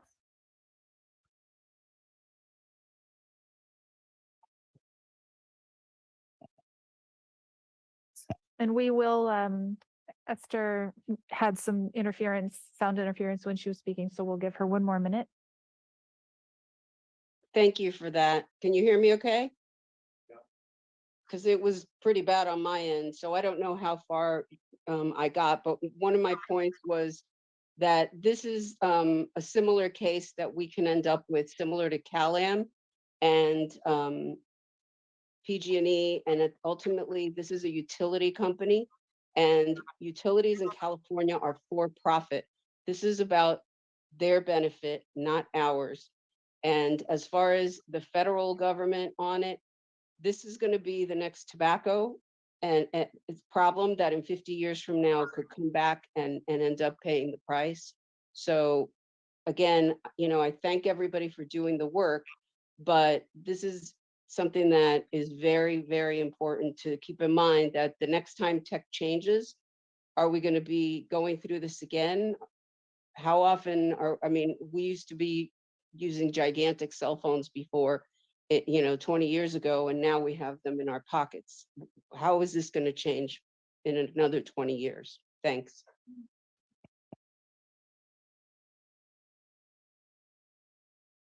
And Mr. Mayor, there are no further hands raised at this time. Okay, perfect. Thank you, everybody, for contributing to the public comments. And, I have to say, I completely understand the emotion and the sensitivity around this subject. Though I do feel like I have to come at some defense of our city staff. They're acting at our discretion. They're doing what we ask them to do in the most professional way that they can. And so I just want to give the staff some credit and appreciation for the work that you all do and having to balance this all. This is an emotionally charged issue, and I completely respect that, but hopefully we can maintain some kind of level of cordiality in regards to how we engage in public discourse, because it makes it more challenging for us to come together around finding a solution that works for the entire community. So I appreciate you, staff, for doing your work in a professional way. One of the comments that was stated earlier was the need for us to find opportunities in working in coalition with other jurisdictions, and our city staff did exactly that. Trying to find, they went into a coalition of cities, March 22nd of 2021, coalition of cities petitioned the U.S. Supreme Court for review of the ruling in the Portland litigation. So I think we're leading in the front there and really trying to get on top of this. I will say that perhaps our staff and our interpretation of the policies is taking a conservative approach, but that's at the benefit of maintaining protections for our community financially, and to prevent litigation and trying to balance all these things. So I, again, appreciate that. I think it's going to be up to the council to decide, and that's kind of where the brunt of the challenge should be, is with us as the elected officials. And so I'm not sure if there's a possibility to include something in the ordinance that identifies that we will continue to find opportunities to harden the protections and working in coalition. So let's find space to continue that as we go along. I don't think that this ordinance is going to be perfect. I think there's going to be opportunities in the future for us to come back and figure out ways to make sure that we're keeping up with things as they change. Just to Esther's point, in 20 years, we don't know what this whole conversation is going to look like. So I think we have to be flexible and adaptive to what that means. And hopefully we can find a constructive way of doing that with the public. And we're not having to spend $270,000 to get to the point of where we are today. So I'm just going to point out a few things. I'm going to throw them out, and this is just through some of the things that I've received through the public comment. There was the discussion around distance between facilities. It's currently 250. Is there opportunity to expand that? Also, this discussion around fall zone is what are the protections and what can that look like in regards to creating protections from structures, whether they be schools, residential facilities or otherwise. There was discussion, comments around maintenance and inspections, also insurance and fire requirements. If there was info on the facilities so that people know who they can contact if there are questions, who the owner operator of that facility is. And then there was this other, am I going too fast? Okay, perfect. And then there's the last one that I have is transitioning to underground. What does that process experience look like for us? This might not be a thing that we will probably likely be able to include in this ordinance, just because I think we need to have a deeper discussion around what that transition looks like. But that was brought up in the public comments, and I'm just wondering what those look like. So I'm not sure if we try to get those answered now, or maybe we try to throw out comments from council first, and then we can have staff respond. I'm not sure how the council feels about that. Okay, so let's throw out the questions, comments to staff, and then we can have staff respond all at one time. So who wants to go first? Alan. So first of all, Mr. Mayor, I appreciate you observing that it's important for us to respect staff. And I shared your feelings. It's okay to disagree with staff. Sometimes I disagree with staff. You know, it's okay, but it's not okay to personally attack them. And there was some personal attacks here that I felt uncomfortable with. It's not the Monterey way, where we disagree in a civil and respectful way. So I appreciated you bringing that up. I really want to start off, though, by kind of reiterating some of the sentiment, which is something we all know. Monterey is a special place. And that's why I'm here. I chose to be here 20 years ago because of the natural beauty mostly. And I think that's true for the vast majority of us. So protecting our natural beauty and the aesthetics of this place is very important. I was struck by Elizabeth Murray, who's a local artist, if you don't know her, and just, noting the painting there, the iconic painting of Monterey, and just imagine what that would look like covered with poles and lines and cell phone towers. Wouldn't be the same. And so it's just a reminder of why this is important. All of that being said, there are legitimate and serious legal and financial risks. And these are concerns that the council has to weigh and balance against our aesthetic concerns. And so the public needs to understand that. And no one would be happy if we end up making a decision that ultimately leads to a lawsuit that could lead to millions of dollars potentially in claims against the city.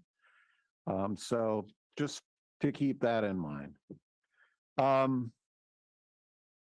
appreciate you pointing out that we did join a coalition that sued over the FCC rules, and unfortunately we lost that. Let's see. I just wanted to make a note about, the lawyer. There seemed to be an assertion and an insinuation that somehow our lawyers are not representing the interests of our city. I don't believe that's true. I will say in my experience, you can find a lawyer who will tell you whatever you want to hear, and that's not usually a very good lawyer. Good lawyers will tell you the facts. and they'll let you know what the risks are. And I feel like our attorneys have done that. So I didn't appreciate that either. Undergrounding. You know, I do believe that, as you said, Mr. Mayor, that's an important issue that we will need to address and try to determine whether or not that's something our city wants and is prepared to pay for. About 6 years ago, staff estimate at that time was something like $25,000 per resident, give or take. Could be more, could be less, depending on different factors. So I don't know whether or not folks are willing to pay that. But I do think it's important to note, undergrounding is not a magic bullet that's going to make cell phone installations go away. It's just not. They have the right, because of the FCC and the federal government, to use the right of way, the public right of way. And if we don't have, if they can't use power lines, they can use light poles, and there will, this is not going to stop that. So there are legitimate reasons for us to look at undergrounding in terms of fire prevention and aesthetics, but preventing small cell installation is not one of them. So I just think people need to be realistic about that. There were a lot of really good questions, and you hit on some of them that I hope staff will have the answers to, if possible, when this comes back to us. Nancy Sule mentioned some in particular. So maintenance, how do we deal with long-term maintenance? Again, that becomes an aesthetic concern as well as a safety concern. Inspections, does our ordinance require regular inspections? We heard from a member of the public that if things get out of alignment, disrepair, that could actually lead to other serious safety concerns. So inspections.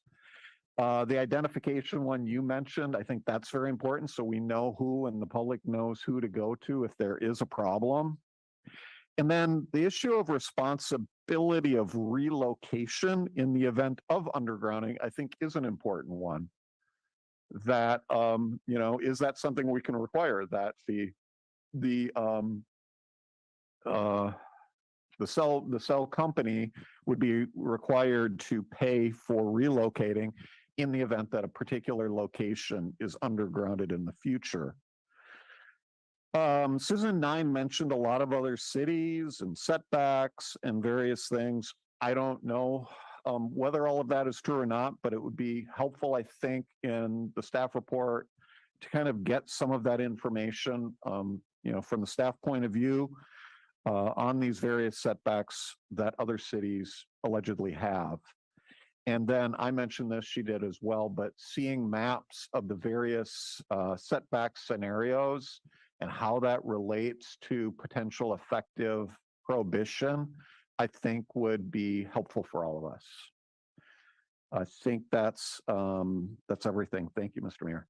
Yeah, and if I could just quickly loop back around with that last point that you made and the point about info, I wonder if there could be a space where, we're very transparent and we have a site on our website where people can go and they can see exactly where the facilities are and get information in regards to that particular facility. So I'm just thinking out loud in regards to kind of transparency in that space. Who wants to go next? Sure. All right, Ed. So let me address some of the things that have not been addressed already. So public policy is not creating a fantastical image in one's mind that delivers you having it your way. I wished it was that easy. And I wish the majority of the folks that spoke tonight were here. I hope they went home and they're tuned in. Hello, I'm Gene. Thank you for hanging in and staying here.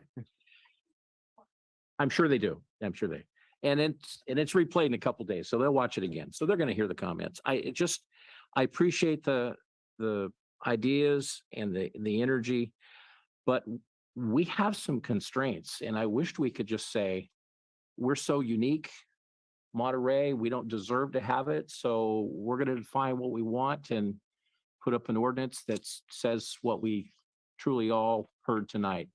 But we have these things called statutes, courts. When you look at the timeline, Alan, me, staff, we've lived this timeline.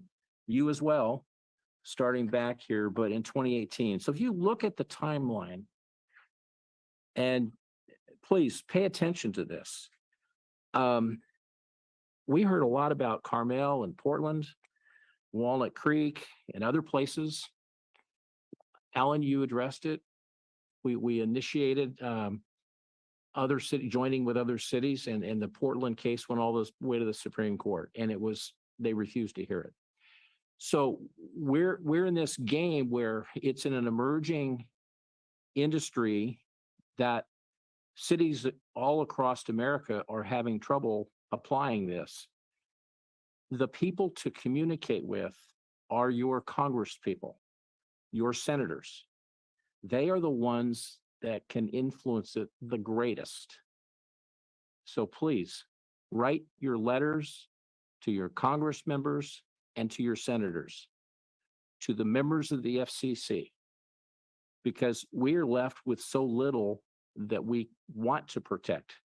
We're going to get to some places, and I'll bring some of those up, but I just wanted to highlight that we have some constraints, but we're going to go through this in the next couple of weeks and see if we can't add some things that don't conflict with state law. The $269,000 that's cited in here, nobody should think that $269,000 was wasted, because remember, when we started out this process way back in 2018, the public demanded to be involved. We could have said, thank you for your input after a couple of weeks, and then directed staff and wrote the policy as the way the 5 council members wanted it and the way we saw it. We elected to let this go to the public, to have a committee, to go through this while some of the laws became more clarity came out of the laws. There were some lawsuits going on. There were some cases. The FCC was changing, but we had to go through that process. And it was a good process to go through because our public was able to be involved. And what I heard tonight was a sense of some folks believe that when we have a policy, it will make it better for them. But understand that this is a policy that will forever have to be modified because of the industry and because of the power of the FCC. So yeah, we're going to get to a policy that brings some clarity where we stop the public debate, because now we'll have an ordinance. But still, it may not be perfect because the law doesn't allow us to get it more perfect. But we can make some additions that I think will help. I think we do need to have more clarity on the areas of the clustering of equipment. I don't know how we write that where it's defensible, but it seems reasonable that we should be able to have a requirement that the poles don't get overloaded. Making the argument of safety and the fall zone and the clutter, but we need to have something. The setbacks, I don't know how we land on the right figure, but if we say 100 feet at its minimum, that seems comfortable to me.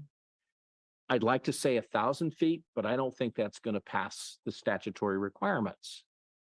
But I think we need to have something that's akin to 100, where then we have an application that comes forward and the applicant makes the case that that takes them out of the zone, that makes it practical. And then we have to do it at 95 feet because that gets the zone where the protection's at. I don't know, but it seems like we need to have some figure that is a starting place. And I think 100 feet is where it feels comfortable.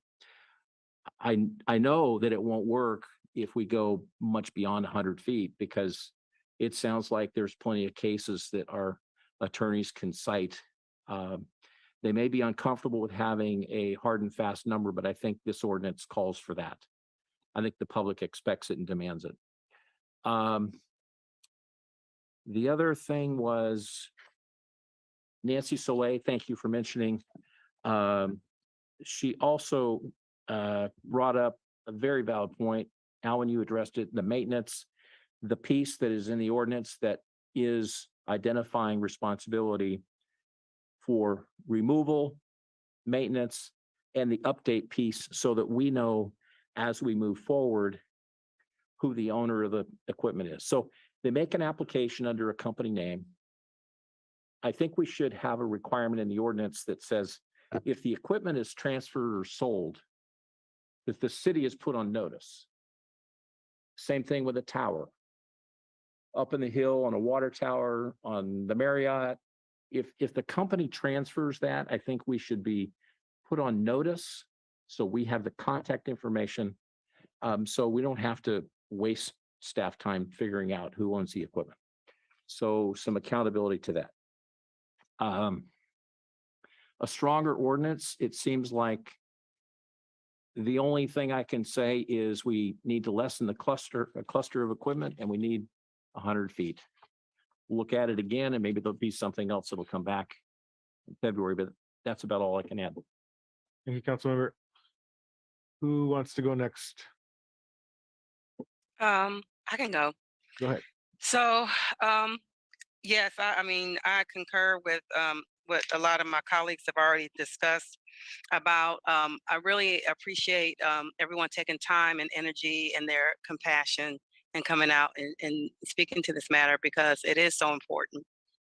And I totally understand, the intensity that it can bring, but I do agree that we still need to be cordial to each other in how we disagree. We can agree to disagree on certain things. And I know a lot of this has already been talked about, but I do think some great points were brought up to be able to consider as we move forward in making decisions about this.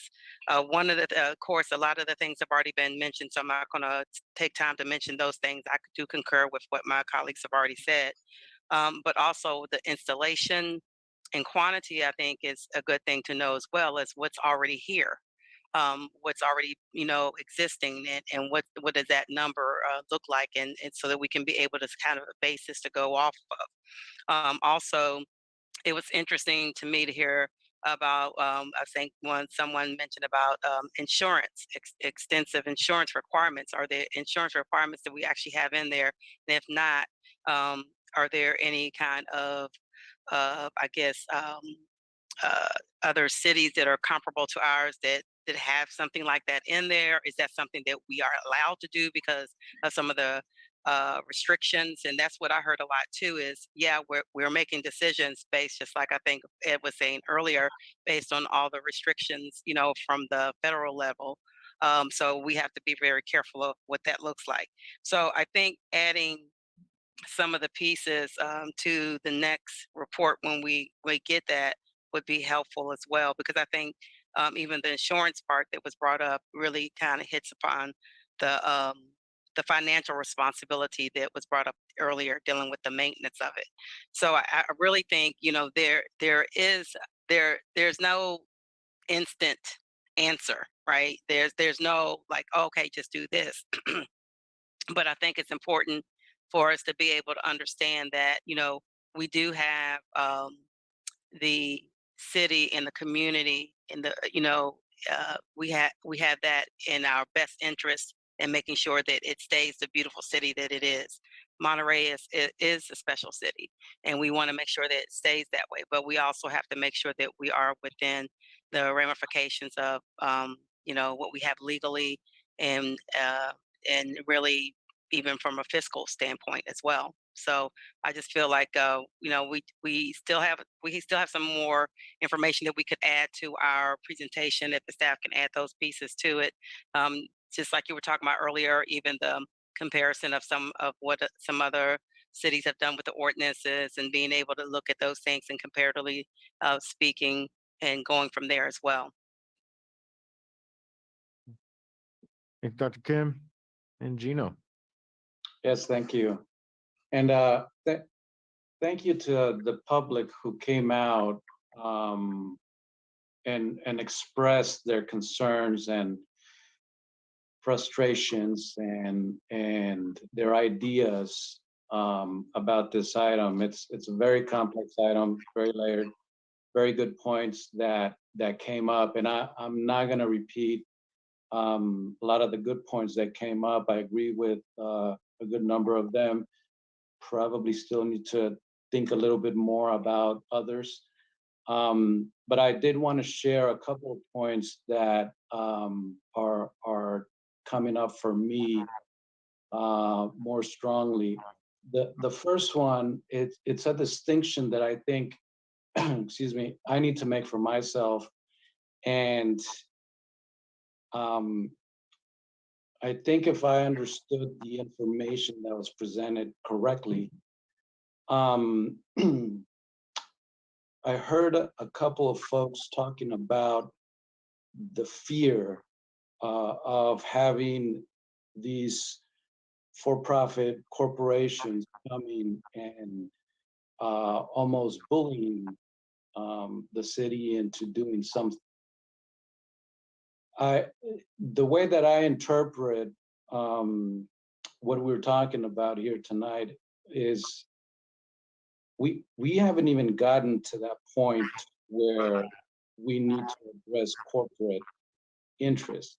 What we're trying to define for our city is what is the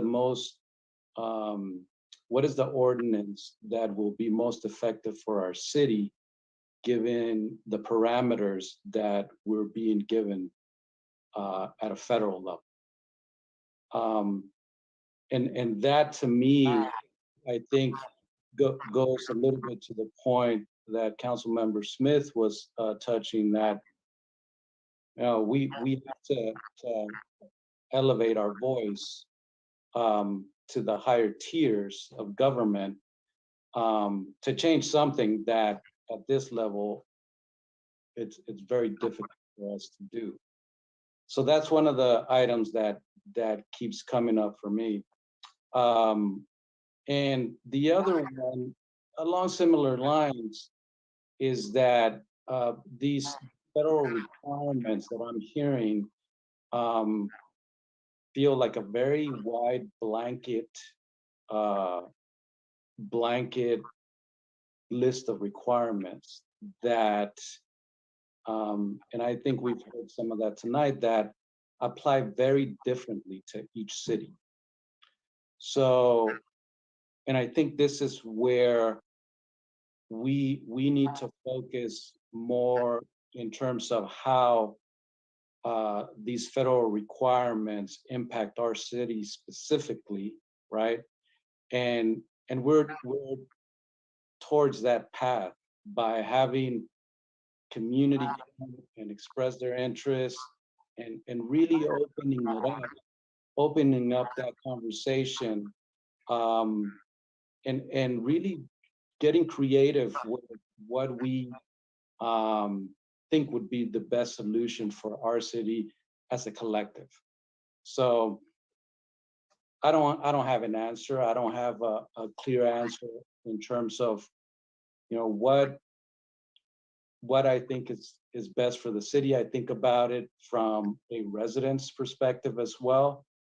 Part of the reason why I also moved to Monterey, because it's a beautiful place. And I think about what my neighborhood would look like if we had a cell tower like that. And I don't know that I would be a big fan, right? But at the same time, it's not about me. And we also need to make sure that we're providing the service to our residents who need it, and that we're also abiding by federal guidelines. So that's what I have. Thank you. Okay, so thank you, council. So at this point, I just want to pass it to staff. See if we have a good list of the feedback received at this point, and if they have any response for us or any of the questions that were asked from the general public.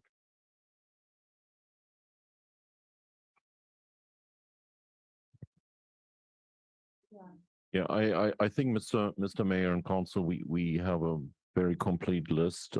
Some of that were amplified by some council members repeating what previous council members said with different connotation and distinction. So I know Chrissy and Kim took copious notes, and so did I.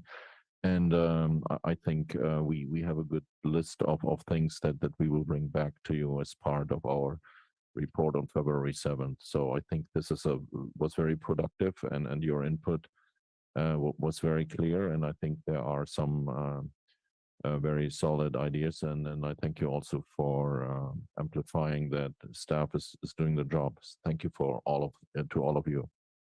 Okay, perfect. And so just to clarify, the ordinance will be coming back for a vote in front of the council at the council meeting on February 7th.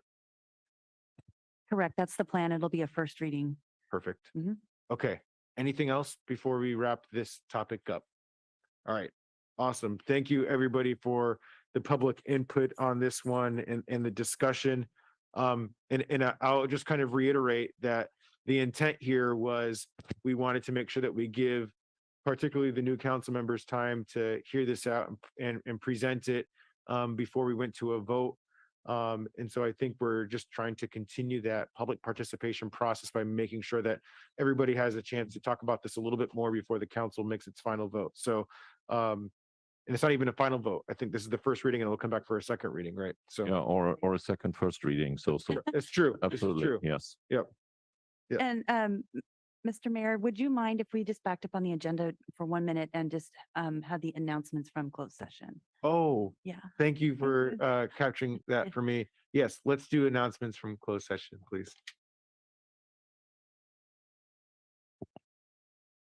Yes, in our closed session, item 1 was a conference with our labor negotiators it was with negotiators Brett Neal, Gina Russo, regarding the Monterey Firefighters Association, MFFA, and on that matter, no reportable action was taken. Item 2 was a conference with legal counsel regarding existing litigation on the matter of Bonnie Goff versus City of Monterey. And on that, also no reportable action was taken. Okay, and I'll just say for the public that staff wrote step-by-step instructions for me and I just glazed right over that. So that was totally my bad. Okay, we think we're at council comments. So let's start with the folks online this time. Gina, you want to go ahead and jump in with council comments? And pardon my my learning curve here. So this is the general comments, correct? That is correct. All right. Where you sounds good. praise the city manager. Or not.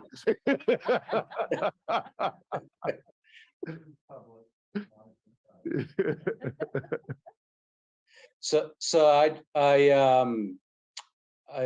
first and foremost, I definitely wanted to take a moment to acknowledge all the great teams that throughout the past, I don't even know, past 2 weeks or past the whole storm have been working so diligently to make sure that our city remains operational and safe, as safe as possible for us to be walking, driving, biking throughout our city. I saw public works crews cleaning up gutters. I saw trees down and Monterey PD right there on the scene.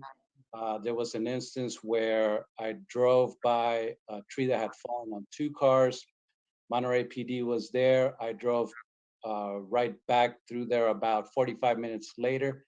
The tree had already been chopped up and cleared so that it was away from people and drivers. So just wanted to acknowledge everyone who's done an amazing job in terms of keeping our residents safe. I took a quick visit over to the Monterey Fairgrounds once the shelter was set up there.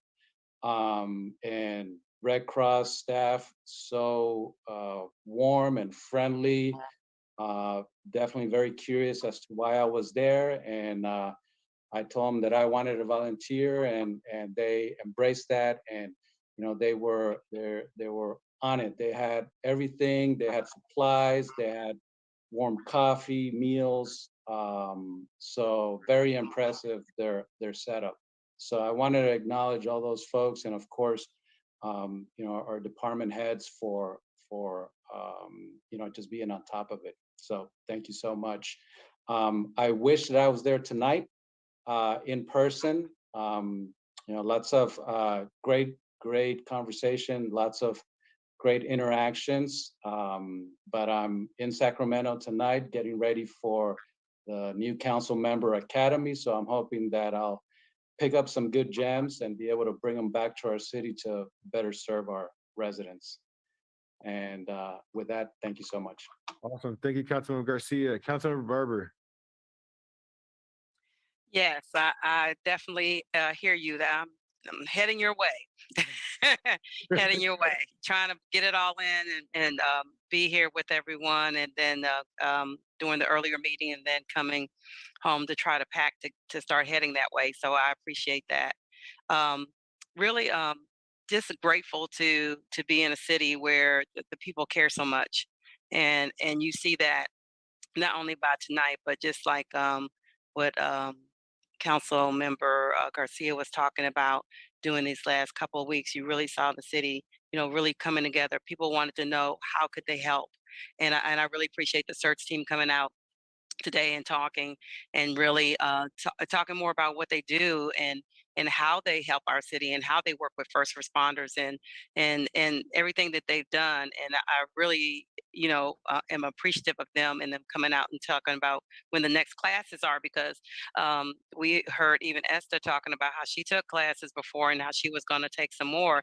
But there's a lot of people in our community that want to know how they can help, and I think CERTS is a great way to be able to still help your community in those crisis situations.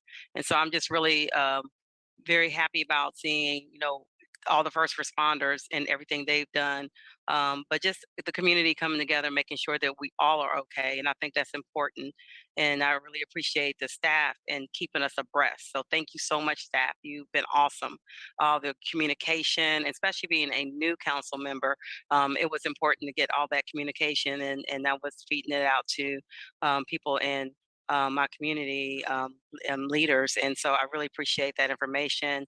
And Mayor, I appreciate all the information you sent out. I saw that on many different social platforms where people were really very appreciative to get that information so quickly and to be abreast. So I'm just really happy about being in a city that has so much compassion and admiration for where we live and for the people who live in it. So I'm appreciative to the staff and to my fellow council members, and everything that we have done, and working with other cities. And Wendy, she's been awesome as well, just being able to keep us abreast of things. But I'm really just grateful to see how the city pulls together during crisis. Beautiful. Thank you for your comments, Councilmember Barber. Councilmember Smith. Yeah, thank you. Well, Happy New Year to everybody. And as they say, things come in, in the storms, unpredictable, but they come in like a lion, and maybe they go out like a lamb. So we don't know what the winter is going to give us, but I think Monterey weathered that very well. But as it's already been said, thank you so much for the line level, public works, fire, police, and everybody that was out in the middle of the night, that was out there, managing and making sure that our city stayed together, and was so responsive and supportive to all the other parts of our county that were not as privileged because of their flooding and their extreme weather conditions. So thank you for everybody who was able to respond and help support them. This last couple of weeks, I attended my first MST meeting. That was very enjoyable, and some exciting things coming. I also attended our TAMSI rail meeting, as well as making the TAMSI exec meeting, and finalized our recommendation for replacement of 2 people on the exec committee, and myself and Mary Adams were the subcommittee for that selection. So that goes to the full board at the end of the month at our regular TAMSI meeting, and we're recommending that we ask Chaps Bedori from Pacific Grove to join the TAMSI exec from a small city, as well as Dave Potter to join us, as Kimberly Craig is no longer going to be on TAMSI due to some conflicts. So we're asking Dave Potter to join the exec. So that's good because he comes with many, many years of experience plus rail experience. Especially pleased tonight to see CERT, as Kim has already mentioned, and just a plug and a shout out for all of the hard work for the founding members of CERT, like Richard Richello and Mike Brassfield and Lee Whitney. I know she was here tonight. The Cannery Road Rotary Club has for many years been a strong supporter of CERT. And so if you ever have any opportunity to have them come and speak at your group or to help them raise money, please consider doing that. It's a worthy cause, and they are fantastic people and representative of Monterey and the peninsula as we work together to protect each other in a time of need. So thank you very much for CERT. And once again, thank you for the police and fire that were out here working night and day to make sure that we were safe and our public was served. And again, Happy New Year. Thank you. And Councilmember Hoffa. Yeah, I would first echo other council members' appreciation to staff, to police and fire, streets and maintenance who have kept the city safe during this unusual storm occurrence. Relating to the storm occurrence, I just think it's worth noting that most places do not have power outages the way that we have here in Northern California. I've lived in many, many other places in this country, and it's a beautiful place, but I got to tell you, there's something going on here, and it's not acceptable. And we really need to, obviously we are not a power utility. We don't have a local public power utility. But I do think we need to do 2 things. One, that we do control is our own kind of storm resiliency. What can we do if possible in terms of maybe our tree maintenance policy? I don't know, to try to make sure we don't have trees falling on power lines. But 2, I just wonder if it's not time for our council to send a letter to appropriate agencies, whether that's the CPUC or state legislators, expressing our concern, because PG&E is not doing the job they need to do to maintain our grid and infrastructure so that our power doesn't go out for hours, days at a time, or multiple occurrences during storms that are bad. But somebody who grew up in a place where there were blizzards, 20, 30 below weather regularly with blizzards, snow, ice, wind, storms that are much more severe than this. And this just didn't happen. And so there's something wrong here. And I think we need to prod the people who do have the power to fix this and let them know we're not happy. Because I know our residents aren't happy when they're sitting in their homes for days at a time without power. It's not acceptable. Thank you. Thank you, Councilmember Hoffa. Just to kind of continue that conversation, I mean, climate change is real. We're going to see the impacts of these storms, I think, only intensify as time goes on. So we may not get them all the time, but when they happen, we can expect them to be just as bad or worse. And then we, of course, have this conversation about the drought and the dry season and the impacts of that. And so I think there's a lot of work that needs to be done in that area. All this to say, despite it all, I think that there's been a lot of great work done over the last several weeks with our city staff in collaboration with the other regional partners in making sure that we're taking care of our residents and our businesses within the city of Monterey, but also working in collaboration with other regional partners to provide assistance where and when we can. And just a little story, I've invited Councilmember Hoffa as the vice mayor to join in meeting with the city manager and reviewing the agenda. in preparation for the meeting. And so we're sitting there discussing the agenda, and my phone is going off the hook because we're getting calls from the county to jump on a Zoom call and be responsive. And this was when we were first hearing news about the potential risk of some major roads into Monterey Peninsula flooding. And so we ended the meeting quite quickly, and we jumped on, and I just appreciate staff's ability to switch gears quickly and do what needs to be done to make sure that we have the information that we need, and then getting that information out. And so I want to give a particular kudos to Lori Welga, who's our communications and outreach person.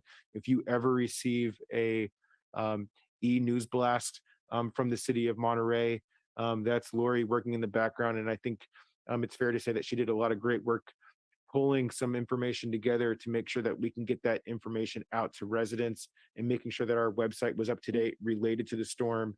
So I'm sure that there was a lot of collaboration amongst city staff regarding that, but I just want to give staff an additional kudos there, and including our public safety and CERT. And I really do want to drive that point home with CERT and what they do, because they're volunteering their time to step up and fill a gap where otherwise we would have to figure out how we do that amongst our city staff. And in a time of crisis, that's when we really need all hands on deck to help out. So anyways, I'm echoing everything being said by my colleagues there.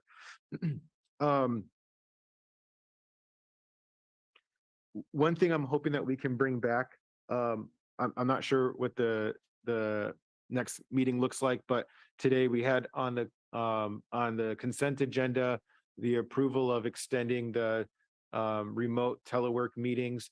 And I hope that before the governor's order is lifted at the end of February, that the council has a time to discuss what that transition looks like and means to us.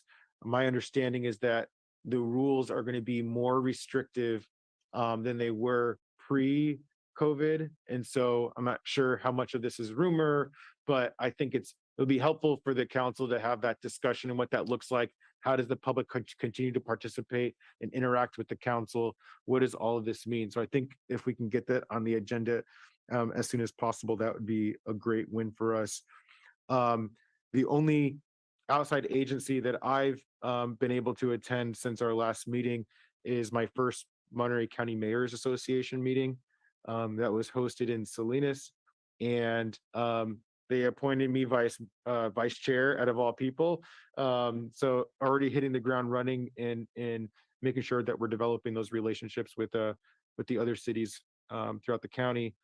And then they also appointed me to the Monterey County Airport Land Use Commission, which I think would be particularly helpful, useful with the interactions that have been going on with the airport board. So I'll be sure to keep you all abreast in regards to how things go there. And then my final note will be that we have next Wednesday, January 25th, we have our study session, and the intent there is for the council to hear from staff, the council and the public to hear from staff in regards to where are some of the priorities throughout the city from staff's perspective. So some brief, quick presentations from them, but the meat and potatoes is really going to be an opportunity for council to kind of reset, particularly because we have two new council members, and see where are the priorities that each of us have, and then go from there in regards to setting up a clear priority for staff so that there's some clear direction in how we move forward there. So it would be a great opportunity to hear from the public as well. And then, for them to be able to listen in and see kind of where our minds are in regards to the direction that the city of Monterey is going to go in over this next 2 years. So I want to thank you all for being here tonight. And with that, I'll pass it to staff. Yeah. Thank you, Mr. Mayor. Thank you for all the kind words from all the council members. My first shout out goes to our assistant city manager, Ned Roshana Sathira, who started attending Monterey County EOC weather briefings on December 27th. Just when Councilmember Smith was saying, how long are we in this? Well, we started on the 27th. On the 27th, our harbor crew rescued a 60-ton barge, 60 metric tons barge that was drifting away from the aquarium, got loose off the wind 1.6 miles out in the bay, and the harbor crew towed it in. And 3 days later, the harbor crew rescued 2 young sailors from a catamaran who the catamaran capsized and rescued those 2 sailors and subsequently also rescued the catamaran. So thanks to Ned for attending that. Thanks to the first harbor crew that starting this whole winter storm reactions from city staff, and then from there it took on some more dimensions.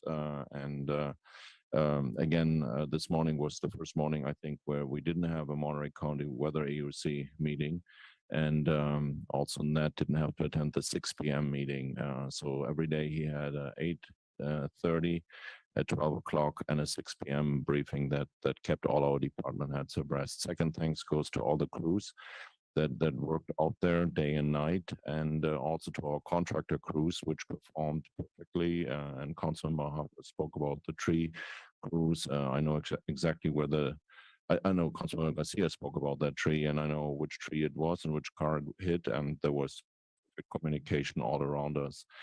And so last but not least, our community recognized that that this was a team effort, and I feel very grateful also to a lot of comments that we have received on various levels from community members who recognized the staff. And one of the observations that I want to share with you, and then I stop because some of you want to hit the road tonight, is Measure P and S have paid off.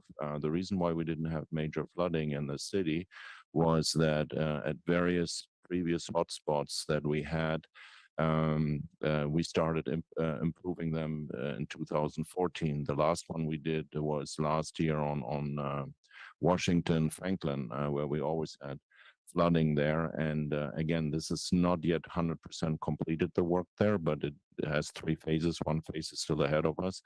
But Measure P, Measure S funds have really put a new dimension into our storm drain management, and that is extreme.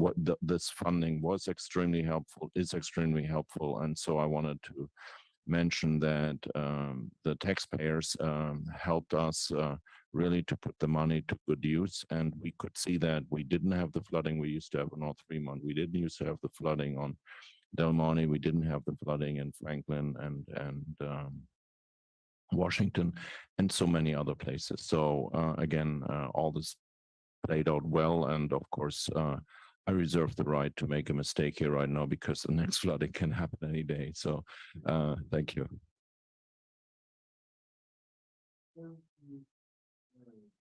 We just want to share with the public a really good way of being able to work.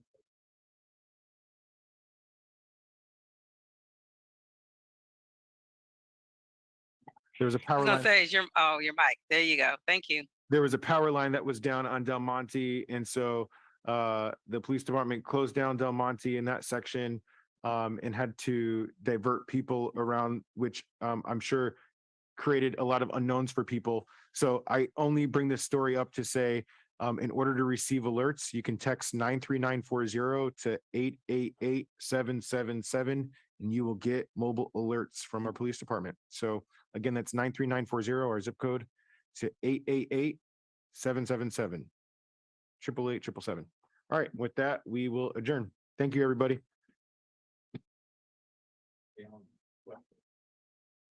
See you soon, Gino.